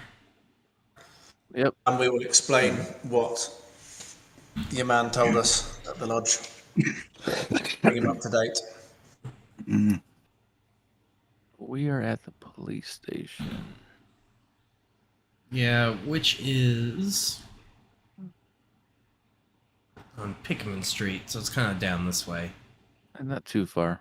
Yeah.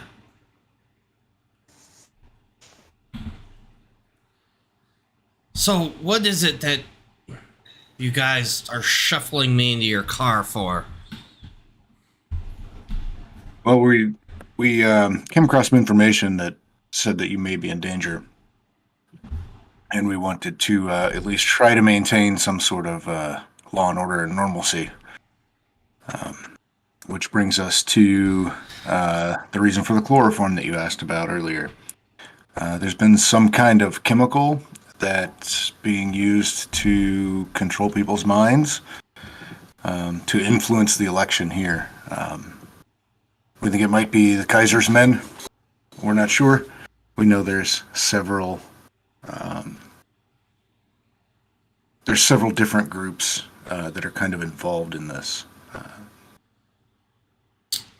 And we're attempting to stop it. He strikes a match and lights a cigar. He's like, "The Kaiser, eh?" Possibly. Interesting. Right. Are you telling me Did Mr. Air Rifle put you up to this? Mm-hmm. We did speak with him, I've yet but to he meet was him. not. He was not the deciding factor. Okay, so we're going to Miskatonic, and then we're all going to cast our votes, and then knock everybody out? Is that what you're saying? No. We're going to Miskatonic. There is one of the professors there has a communication device that we may or may not need to destroy. We probably should destroy it for everyone's safety, but we may be able to use it to eavesdrop on the enemy.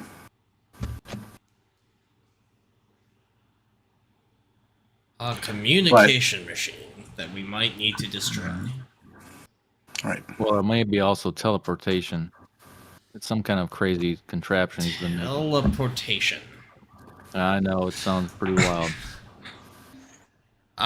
When I was thrust into this position, I didn't fully expect to have to deal with things that people are reading out of those pulp magazines. Yeah, there's been a lot of weird stuff going on lately.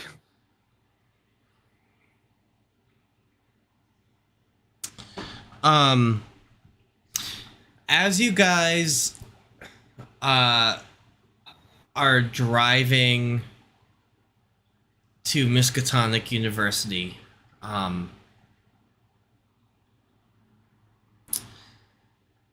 have you all seen the movie Independence Day?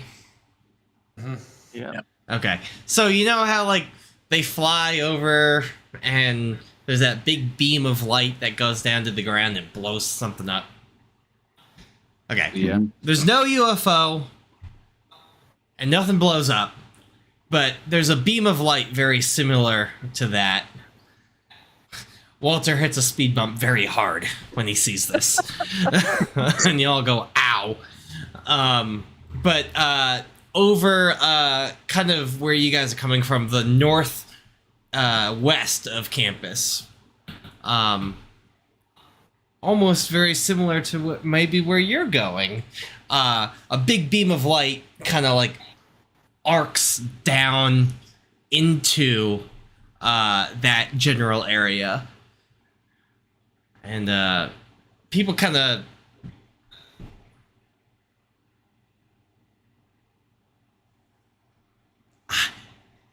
it's weird. Not too many people really seem to react to it. Like, don't get me wrong, people look and they're like, what the heck is that? But they also notice that it's coming from Miskatonic University, and they're used to whatever bullshit that they do at Miskatonic University.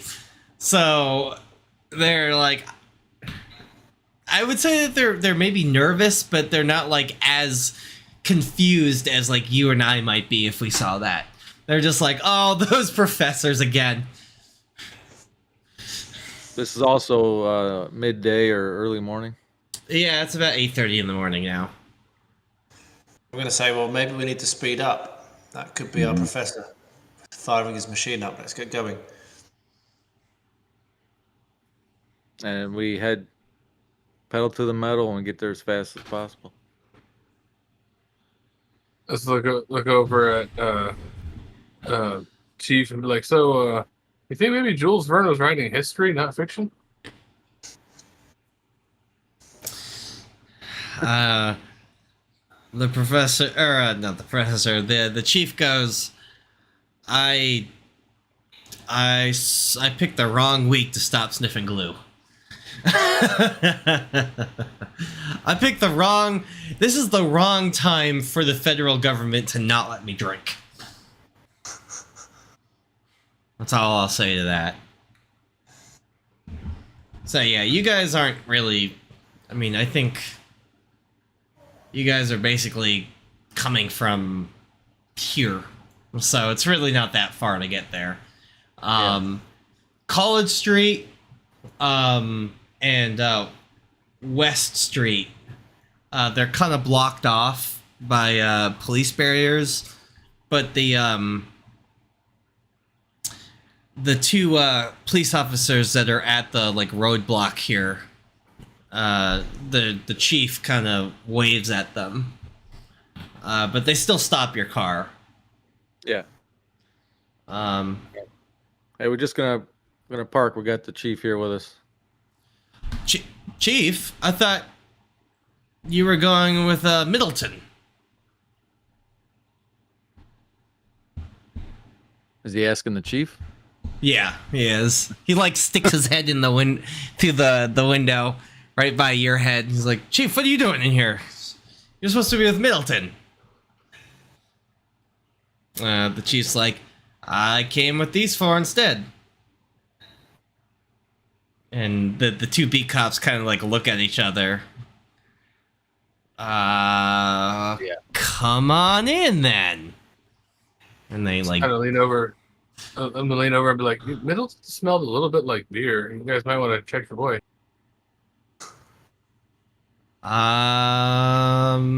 Sure. We will look into that. Chief, Chief, I think that somebody really needs you. Kind of over. Not here. the second the second in command. He needs you. He needs you over by Antonio's church. Yeah, that just came in through the radio. I'm gonna lean over now. Look, he says St. Michael's, not Antonio's church. My apologies. I'm gonna lean forward, look the young man in the eye, and say, "Give it up." What? I'm gonna look him straight in the eye and just tell him to give it up. Oh, how could I fail that? Not enough leg. Terrible. You have luck points and a free reroll if you choose. But if not, then he will. Someone just pull a gun and shoot him in the face. Well, I was gonna ask. I don't know how similar to D&D. You could be like, hey, seeing that her charm's not working, can I kind of lean over and I guess threaten him really? Sure, you can also try to intimidate them or fast talk them or something. I can't believe that. Just kind of glare at him and be like, hey, we're on to you guys. Yeah. Well,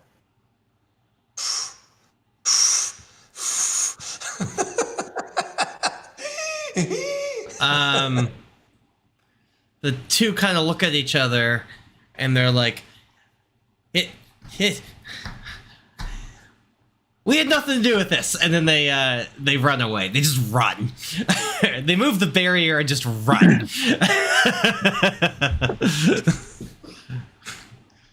Pretty sure that a knit cap is scary.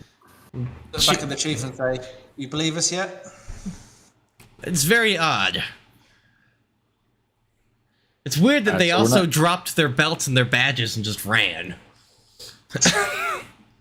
I guess that's their. Definitely picked that up. Yeah, it's not their two. They didn't even give me their 2 weeks notice. I guess that's their. I'll grab their badge or one of them. Okay. I can use this as a flip. Yeah. Are you trying to hide that from the chief? You know what? I'll ask him if I can. Hey, you mind if I hang on to one of these? I mean, they won't be needing it, so go for it. I may need to flash this to get into some areas. You could take his revolver too if you need to, for all I care. Hey, I don't know if Don't it's any use it better on than what I me. got.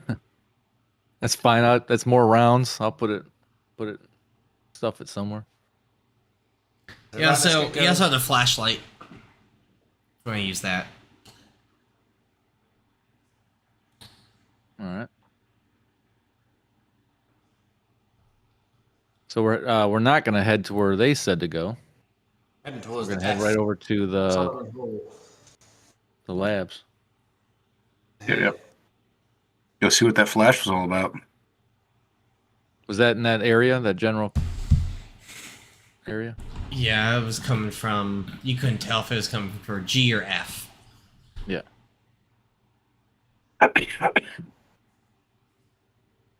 But there are a lot of people. There are carnival rides. There's people eating cotton candy and candied apples, and there seems to be more fall-related treats.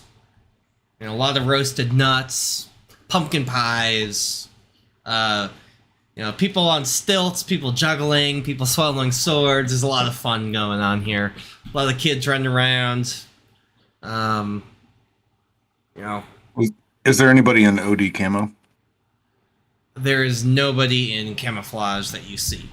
There are a couple of people interspersed, kind of just walking around, who are wearing, plain gray suits with black ties and cufflinks that look familiar, but they're purposely not looking at you. They're looking around at everybody else. Is there a groundskeeper shed somewhere? I'm sure there is. Oh, I'm wanting to steal his old timey backpack bug sprayer.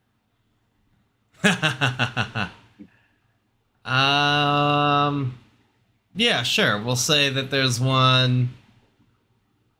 I don't know. We'll say that there's at this bell tower. There's also like some like landscaping gear and maybe some of that. I'll make a luck check for me.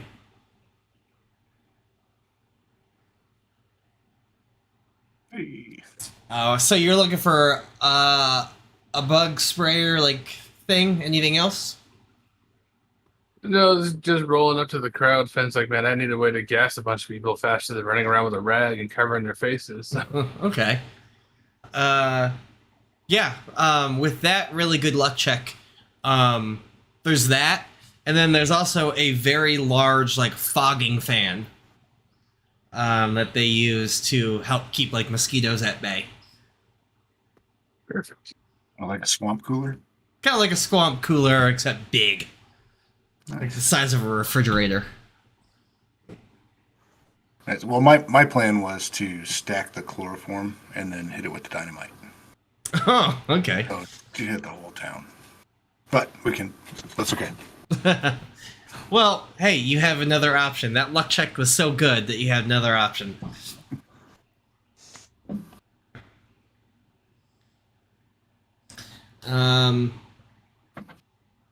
But there are some people with clipboards. They come up to you. They're like, "Hey, did you vote yet? Let me tell you about Father O'Connor's. He is the greatest. He will lead us to be the best city in all of America." Whoa. We're not here for Connors. Huh? Then who are you here for? The only candidate that should be running, Mr. Tops. Well, if there was only one candidate running, then it wouldn't be a very democratic election, because it would just be him. That sounds like a dictatorship. Why do you like Connors? Because he's sweet and charming and old and knows a lot about the world. And there's just something about him that makes us just really trust him. I'm gonna tap That's Paul's very- shoulder and say, "We've got places to be. Let's not get into an argument with these nice people." Yes, So that was a very thank you impressive for your statement. enthusiasm. However, goodbye.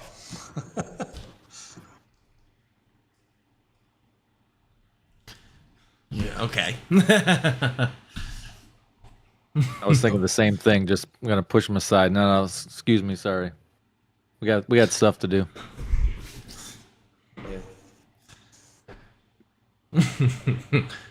Oh. No, I'm not gonna go there. I'm voting for Donald Duck. They'll be slightly offended, but they'll be like, "Oh, well, fine."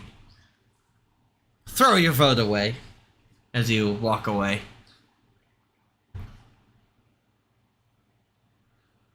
Making a We beeline. are making our way downtown to the F. Here. Okay. Make our way downtown.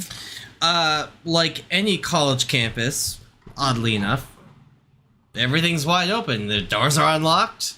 And you can just go into the room, into the one of the science buildings. First floor.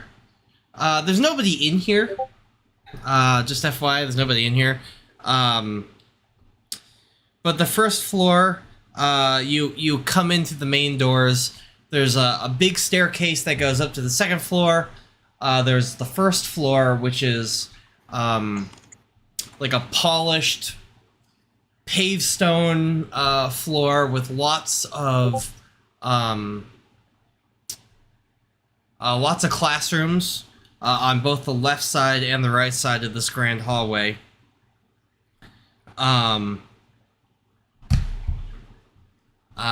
But you can also hear what sounds like gunshots coming from the door that says downstairs. It has an arrow down to the laboratories. So I'm assuming I'm gonna pull out my I'm gonna pull my weapon out. I'm gonna see is the chief pulling out his weapon. Yeah, oh yeah, he pulls his out. He's like, all right, so now we're heading toward the. Definitely. I know Finn's already done. He's already had his out. You had it out when we passed those guys that were trying to get us to vote for Connor.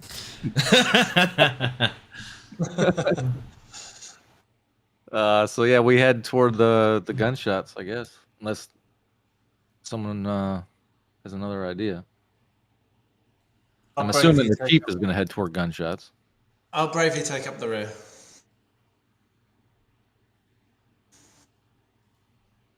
okay, let me bring you guys over onto here.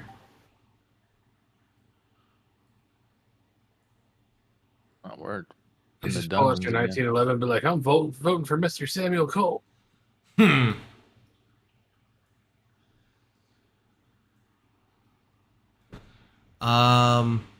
And I know this isn't the right token, but for right now, I'm just gonna use Mr. Watch, his token for the police officer, the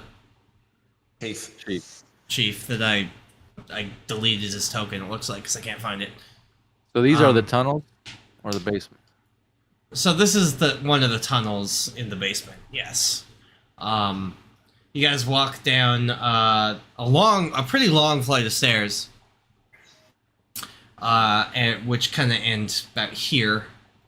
And you can hear. Well, actually, you guys can hear gunshots down here. They're coming from this way. But is there anything that any of you guys would like to immediately do before something happens while you're down here? I'm gonna duck. I'm gonna cast mage armor. Okay. I mean, I don't know what we'll use. I will say a little. To I'll say a little prayer of protection Okay. for everyone. I haven't got my rosary. See? That's nice. You guys hear a couple more gunshots. As you guys should have line of sight on these guys. Do you guys see these guys over here? Yeah. Mhm. Okay. You see one who's kind of vaguely shooting in this direction. Kind of like looking back behind him over his shoulder and just like shooting, bang, bang, bang. are they wearing black or? They are not. They're actually wearing. One's wearing white. One's wearing red. They look like Dick Tracy cartoonish thugs. You actually recognize them as Popovsky's thugs. As Who this, that is? yeah, he's the mob boss that tried to Gave us- hire you gave it- guys. And he You wrecked the car. gave you his car. Yeah. Yeah. This guy gets thrown, like, it looks like he gets thrown into this wall over here, and just a big puddle of blood comes out of him, and he's clearly dead. As this guy guess I would- continues to run. Can we see what threw him? No.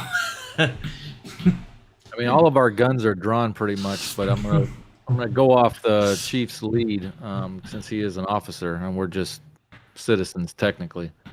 What he wants to do and what he decides to do, we'll kind of follow. I would follow his lead. I'm here to help, but Well, he kind of moves up and crouches onto one knee and has his pistol drawn. on us, No, like in the vague area that this guy is running from. Just the easy chief, friendlies. Yeah, I'm gonna say he's kind of on our side. Don't shoot him. so I might approach him, get close enough to go. Who's attacking? And what are you guys fighting? And then that thing just walks in. You were saying. Yeah. Yeah, this thing flies around the corner. And it's now in your line of sight. We Okay. are going to roll for initiative here. Yeah. God. How does that work again? How does initiative work again? Just roll your dex. Why did I not get him into initiative for us? Dexterity. Well, I hadn't selected. Oh mine. yes. Good.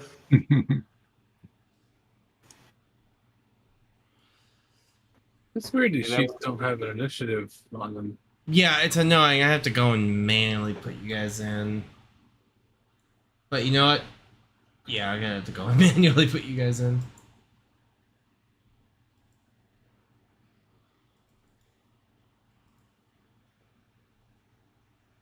I'm wondering because you can see all the individual things on the far right tab. I'm wondering if there is initiative in there. It's just not enabled or something.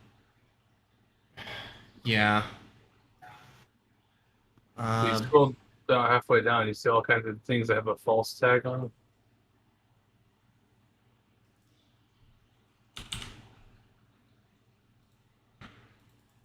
Hold on 1 second. I need Walter. You got the 7. What's extreme success? That just means You're totally going first, and you get an extra action. I was wondering. I'm curious. It's nice to learn a D100 system because I'm planning on playing Warhammer Fantasy, and that's a D100 as well. I know there's some similarities to rolling low, and how low, the lower you roll versus your numbers, the better. Every 10 spot lower. Yeah, that's.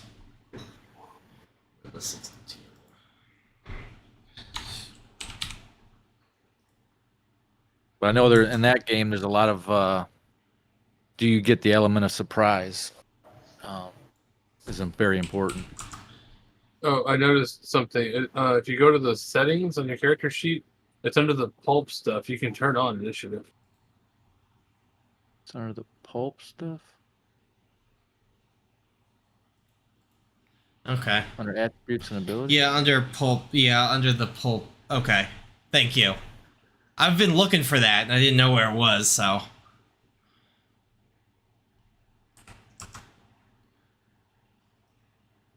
You go. Oh, son of a gun.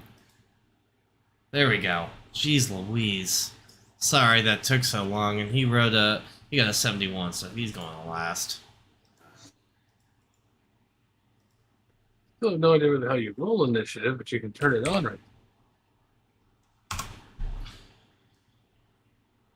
Yeah, my initiative was turned on already. Oakley dokley.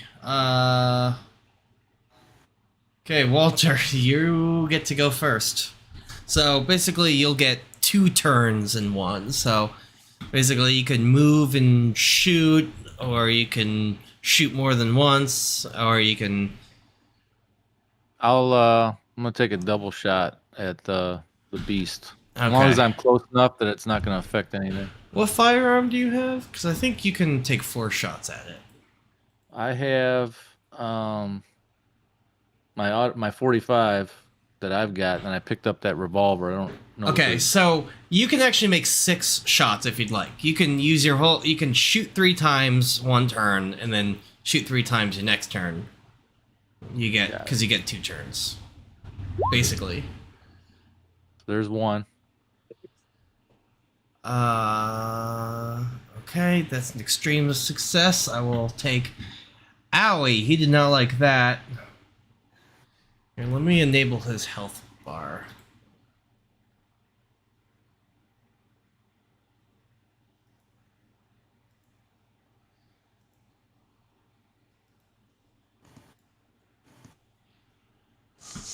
And I say I take 3 shots. Yep. You can take 6 actually. There's 3, Can shoot 4, it. 5, 6. Jeez. I was ready when I came down this basement. Some nice shooting for a I've lawyer. been itching to shoot something. Want to shoot the professor? I'm good. I'm golden, man. Let's go. That's Yeah. some serious damage. Power of the tat. I hope so. 17 plus 7 plus 18 plus 12 plus 18. I've only have 2 misses.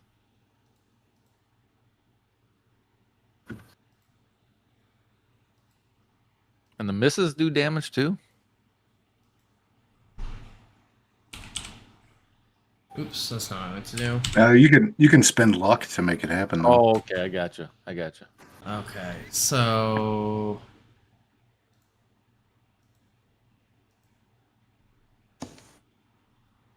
He's down. Enemy down. I doubt it.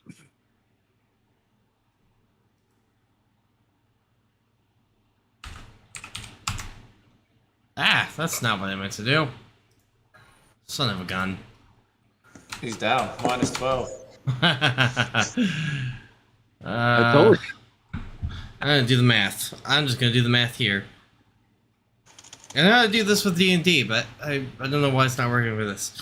18 plus 7 plus 18 plus. Oh, that's an impaling strike. I think that's 73. So it was 17 plus 7 plus. Well, that didn't matter. It's dead. Yeah, you just see me. Wow. Walter. Yep, it's dead. Big steal. You can just look at Walter like fucking Then you slack see me all go. like Yeah, it's- Okay. Well, initiative's done because it's dead. all that. And that's how you play Cthulhu. That's really not how you're supposed to play Cthulhu. You're supposed to die very badly, and go mad in the process. I do need you all to make a sanity check for me, though. Good to get his own back. Oh, never pass those. Okay. bring on the bugs. Betty, just roll a d6 against yourself, and that's how much you lose. Oh, damn it. 5. That means you get a temporary insanity because you lost 5 or more. I'll roll that again. Sorry. Would you like a odds or evens? Definitely odd. Odd.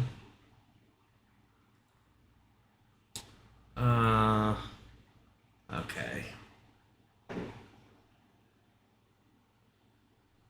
Can you roll me a D100? 52. And finally, can you roll me a D10? Okay, so 52 at 6. Okay.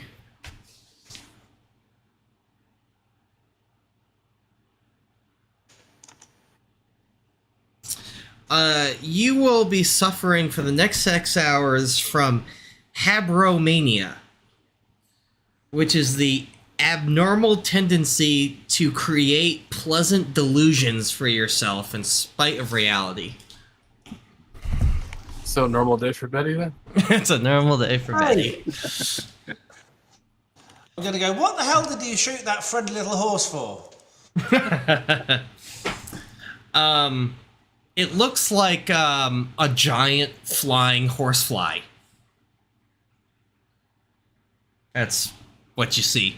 After I shot it, I mean, It's all everybody like probably will start twitching walking and forward. stuff. I'm gonna go over to the dude that's kneeling down and say, "Where's your boss at? What's going on? Why are you guys here?" Oh, that reminds me. Thank you for that. Ah, he Is he dead? managed to pass a sanity check.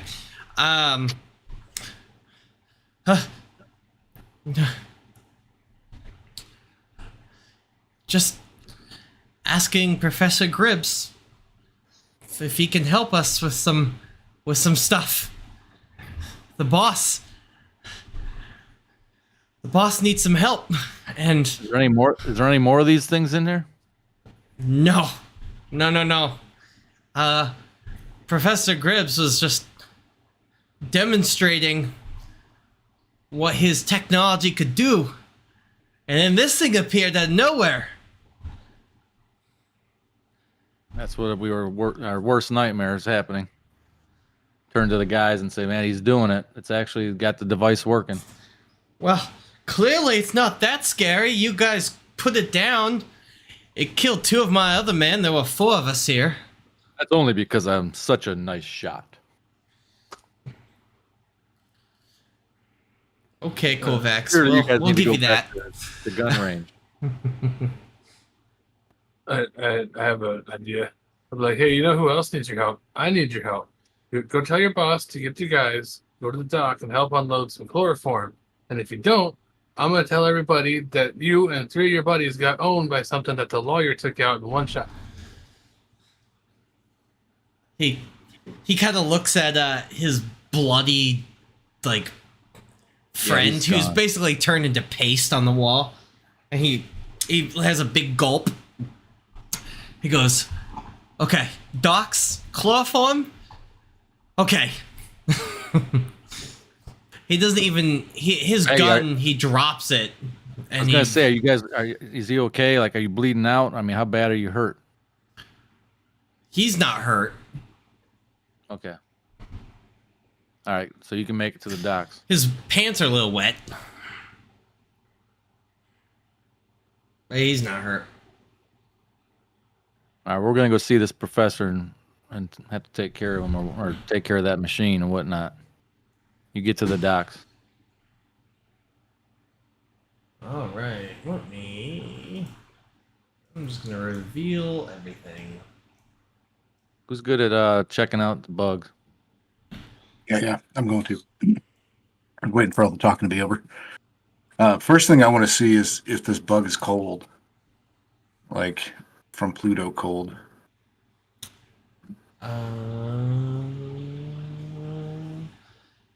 Upon initial inspection, it seems to be giving off some sort of body heat. I wouldn't call it cold. Okay, so then I want to investigate and see if I know anything about it. Either occult, anthropology.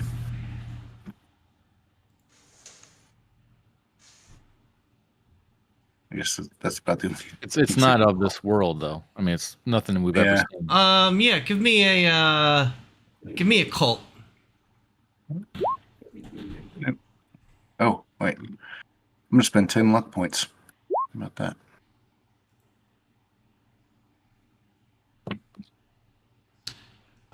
This is a... You are familiar with these things because they are worshipped by a couple different kinds of cults out there. People who like... And people who are really into hypnosis. It looks like a beefed up version of what people who have been known to worship things from space call Migo.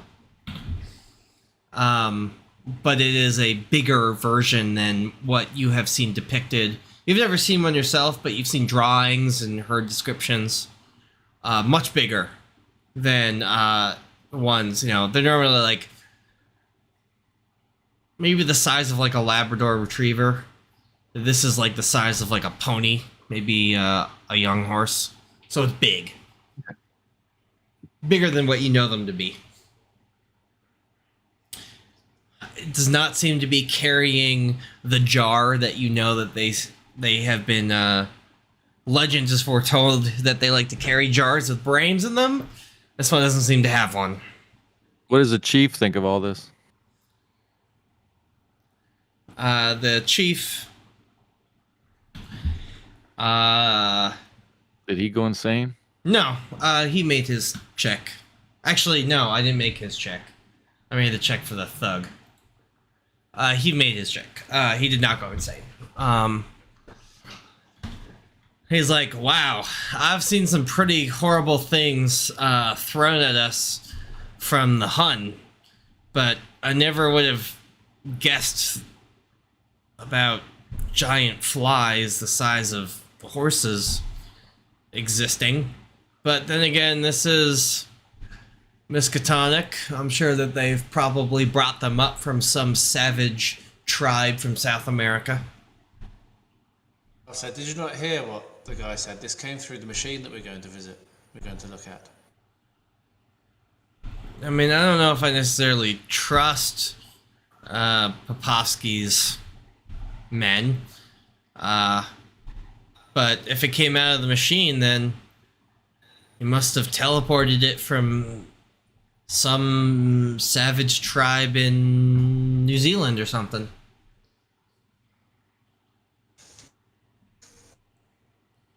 Clearly, this isn't an animal that we would see in America. But I've heard stories about what they have down in Mexico and Brazil. I'm gonna tell Betty this is not a horse. Okay.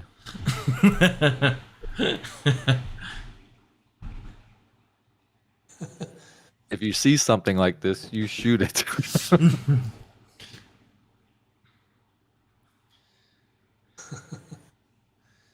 Okay, so I'm gonna continue on down the hall, look for the professor.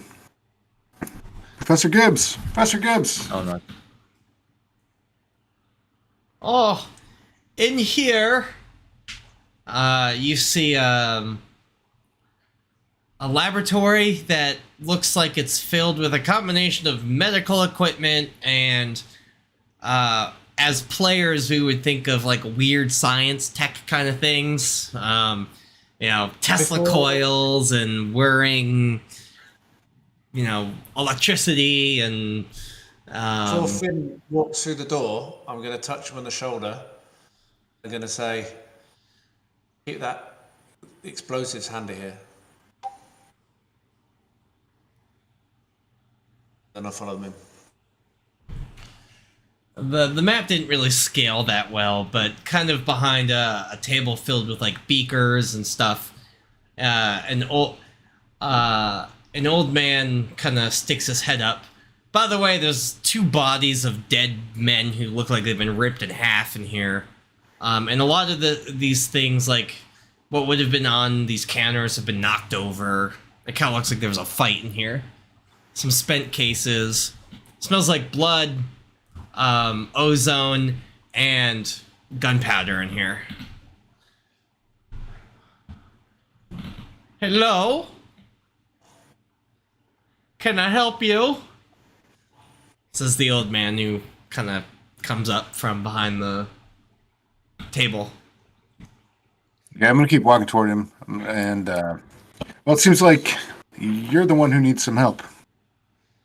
Oh no, I told them not to pull the lever. It wasn't ready yet. And what is it exactly? It's my machine. It's going to revolutionize the way we travel. We're going to be able to beam ourselves from here all the way over to China or anywhere else in the world. Instantly.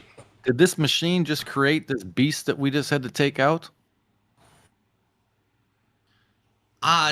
Create it? No. It teleported it. That poor thing from wherever it was. So are you trying to unleash all these demons upon this earth? Demons? What No. what would you call it? I'm trying to revolutionize mass transportation.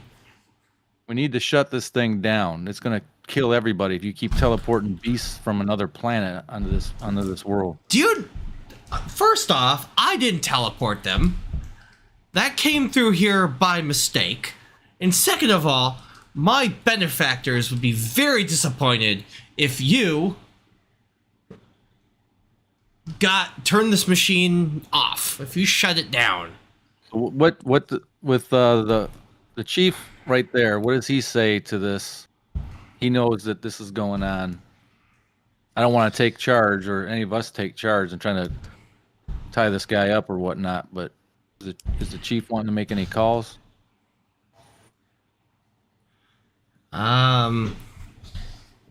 Yeah, he's like, Professor Gribbs, you understand the severity of this, right? And Professor Gribbs is kind of like, well, I have followed all of the ethical laws that have been set forth, and I have gotten all the proper signatures.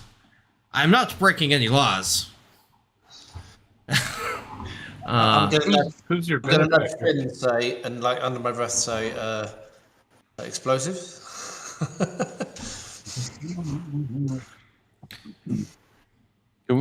Can we also determine if there's like some kind of a power source to this thing so we can temporarily shut it down? Like cutting some cables or whatnot. I know that could be easily fixed, but is there any, we see any kind of circuitry or switches or something that we can bust if need be? There seems to be a giant, like, comically sized conduit wire kind of on this wall over here. Yeah, that's kind of what I was hoping for. I kind of look at Finn and like, kind of wink and nod over there. If we need, we need to shut this thing down if he tries to push any buttons over there on that table. I wanted to ask him who his benefactor was. Benefactor? I have plenty. I have a Mr. Montgomery. I have a Mr. Tesla. I have a Mr. Edison. And I have a Mr. Well, he doesn't go by Mr. He goes by President now. We have the President of the United States, and his office is also one of the benefactors. I don't think you understand how important a mass transit system that is nearly instantaneous all over the earth can be. Professor Gribbs, Think about I think we do understand that. I think you don't understand the severity of what you've done here. You've not created a teleportation machine. You have opened a portal into hell. And while you may not have broken the laws of man, you have broken the laws of God. Chief, put this man in cuffs. I don't Well, recognize your God. Shooting. I can't break the laws of something I don't recognize. You have placed every man and woman and child in Arkham in danger by summoning demons. First off, I didn't summon the demon. It was those 4 thugs. They pressed the button. I haven't fully calibrated it yet. I'm gonna grapple him and hold him for the chief to try to put some cuffs on him. I'm gonna walk right by them Okay. and over toward the wall and pull my shotgun out. And I'm just gonna start unloading rounds into that conduit. Just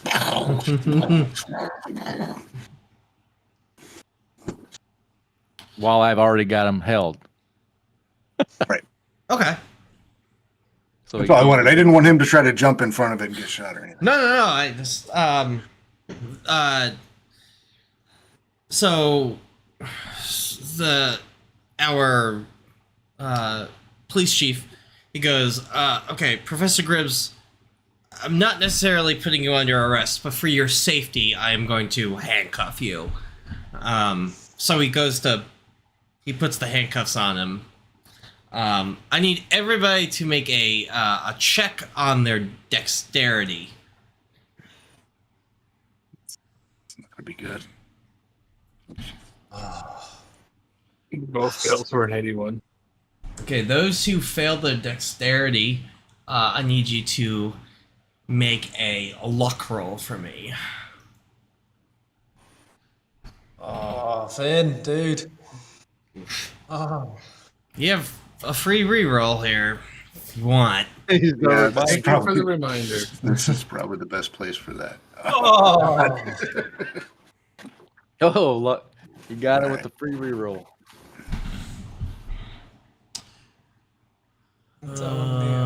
Antonio. Okay. So, well, I guess it makes sense. You're the one next to the conduit. You're shooting at it. And it just kind of erupts in like a pulse of electricity and kind of a big shockwave of explosion. And you kind of get pushed back. Everybody else kind of dives for cover. Finn like tries to dive for cover and he fails, but he's just lucky enough to like trip and get caught behind something that protects him. I'm gonna have you roll 2d6 against yourself, Miller. And 6. Okay, how many hit points do you have? I have 10. You have 10? Okay, you are unconscious. Gonna rush over and apply first aid to him. Hold on 1 second.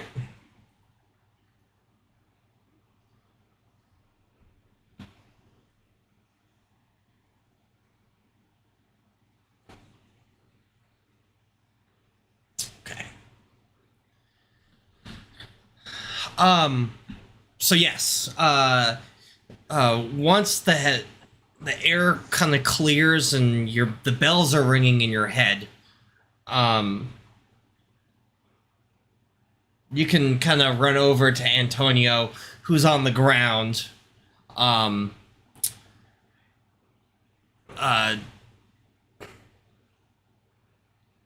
Unfortunately, the professor was kind of didn't make his save,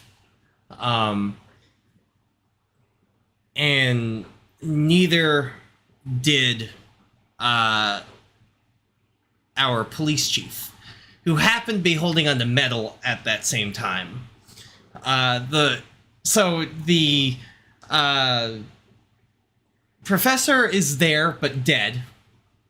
The police chief, all you see is a pile of ash where he was. And Antonio was on the ground, kind of. Luckily, everything was cauterized for him, but he's not doing so well. I'm going to call over and I'm going to say, don't worry, he's just having a little sleep. Just let him rest. The first aid will definitely stabilize him, but you're going to need to get him to a hospital. Is the machine feel like it's powered down at least? Yeah, oh yeah, all the lights in here are off basically. There's some like emergency backup like battery powered lights in here, but like that machine is no longer glowing blue like it was. It's not humming anymore. Everything in here is like shut off. And the professor And there's a seems fire to be alarm dead. going off. And the professor seems to be dead. Yes. He's very much dead. Kind of looks like a burnt piece of chicken. Antonio kind of looks like that too, but a little less worse, a little better. And the chief's not there anymore. He's just pile Go get ash. I go take the chief's badge. Oh, there's nothing really to grab there. Unfortunately, there isn't a badge. Oh yeah, he got smoked. Everything is just smoked, forgot. except for the bottom of his shoe soles that are like melted onto the floor. He got hit good. I gave him a couple tries, but with that 90 on his luck check, he didn't make it. All right. So do we blow this thing up and finish it off, or do we save that dynamite for something else? It'll take some people with some extreme skills to get it up again. Probably good for now. Yeah. I mean, he's dead, so he can't fix it. And it's pretty demolished for right now. I would definitely prefer that we blew it up.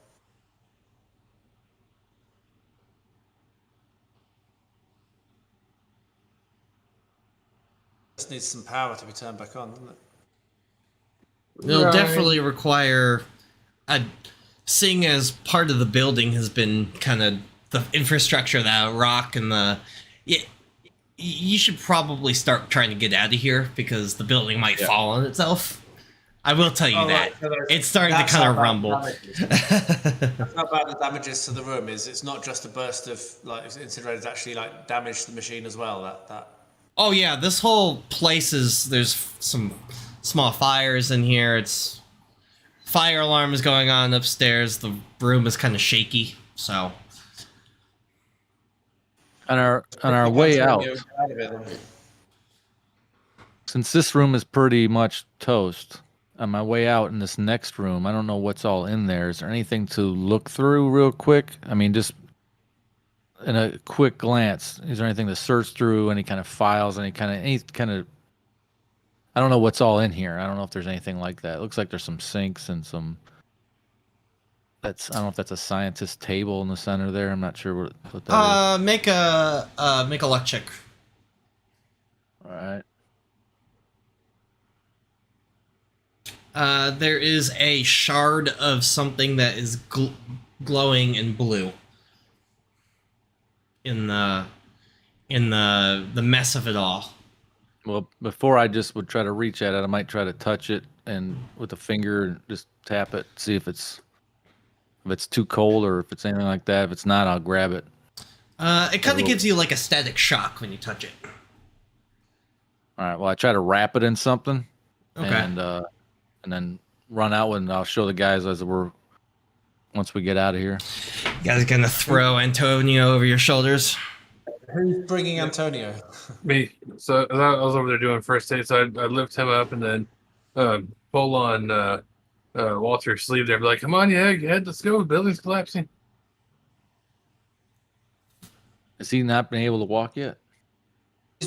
Completely unconscious. He's nearly dead. Yeah, he's Oh, so you just stabilized, but he's not gonna die. Stabilized. But he needs surgery. I gotcha. I got his heart going again. Is that something?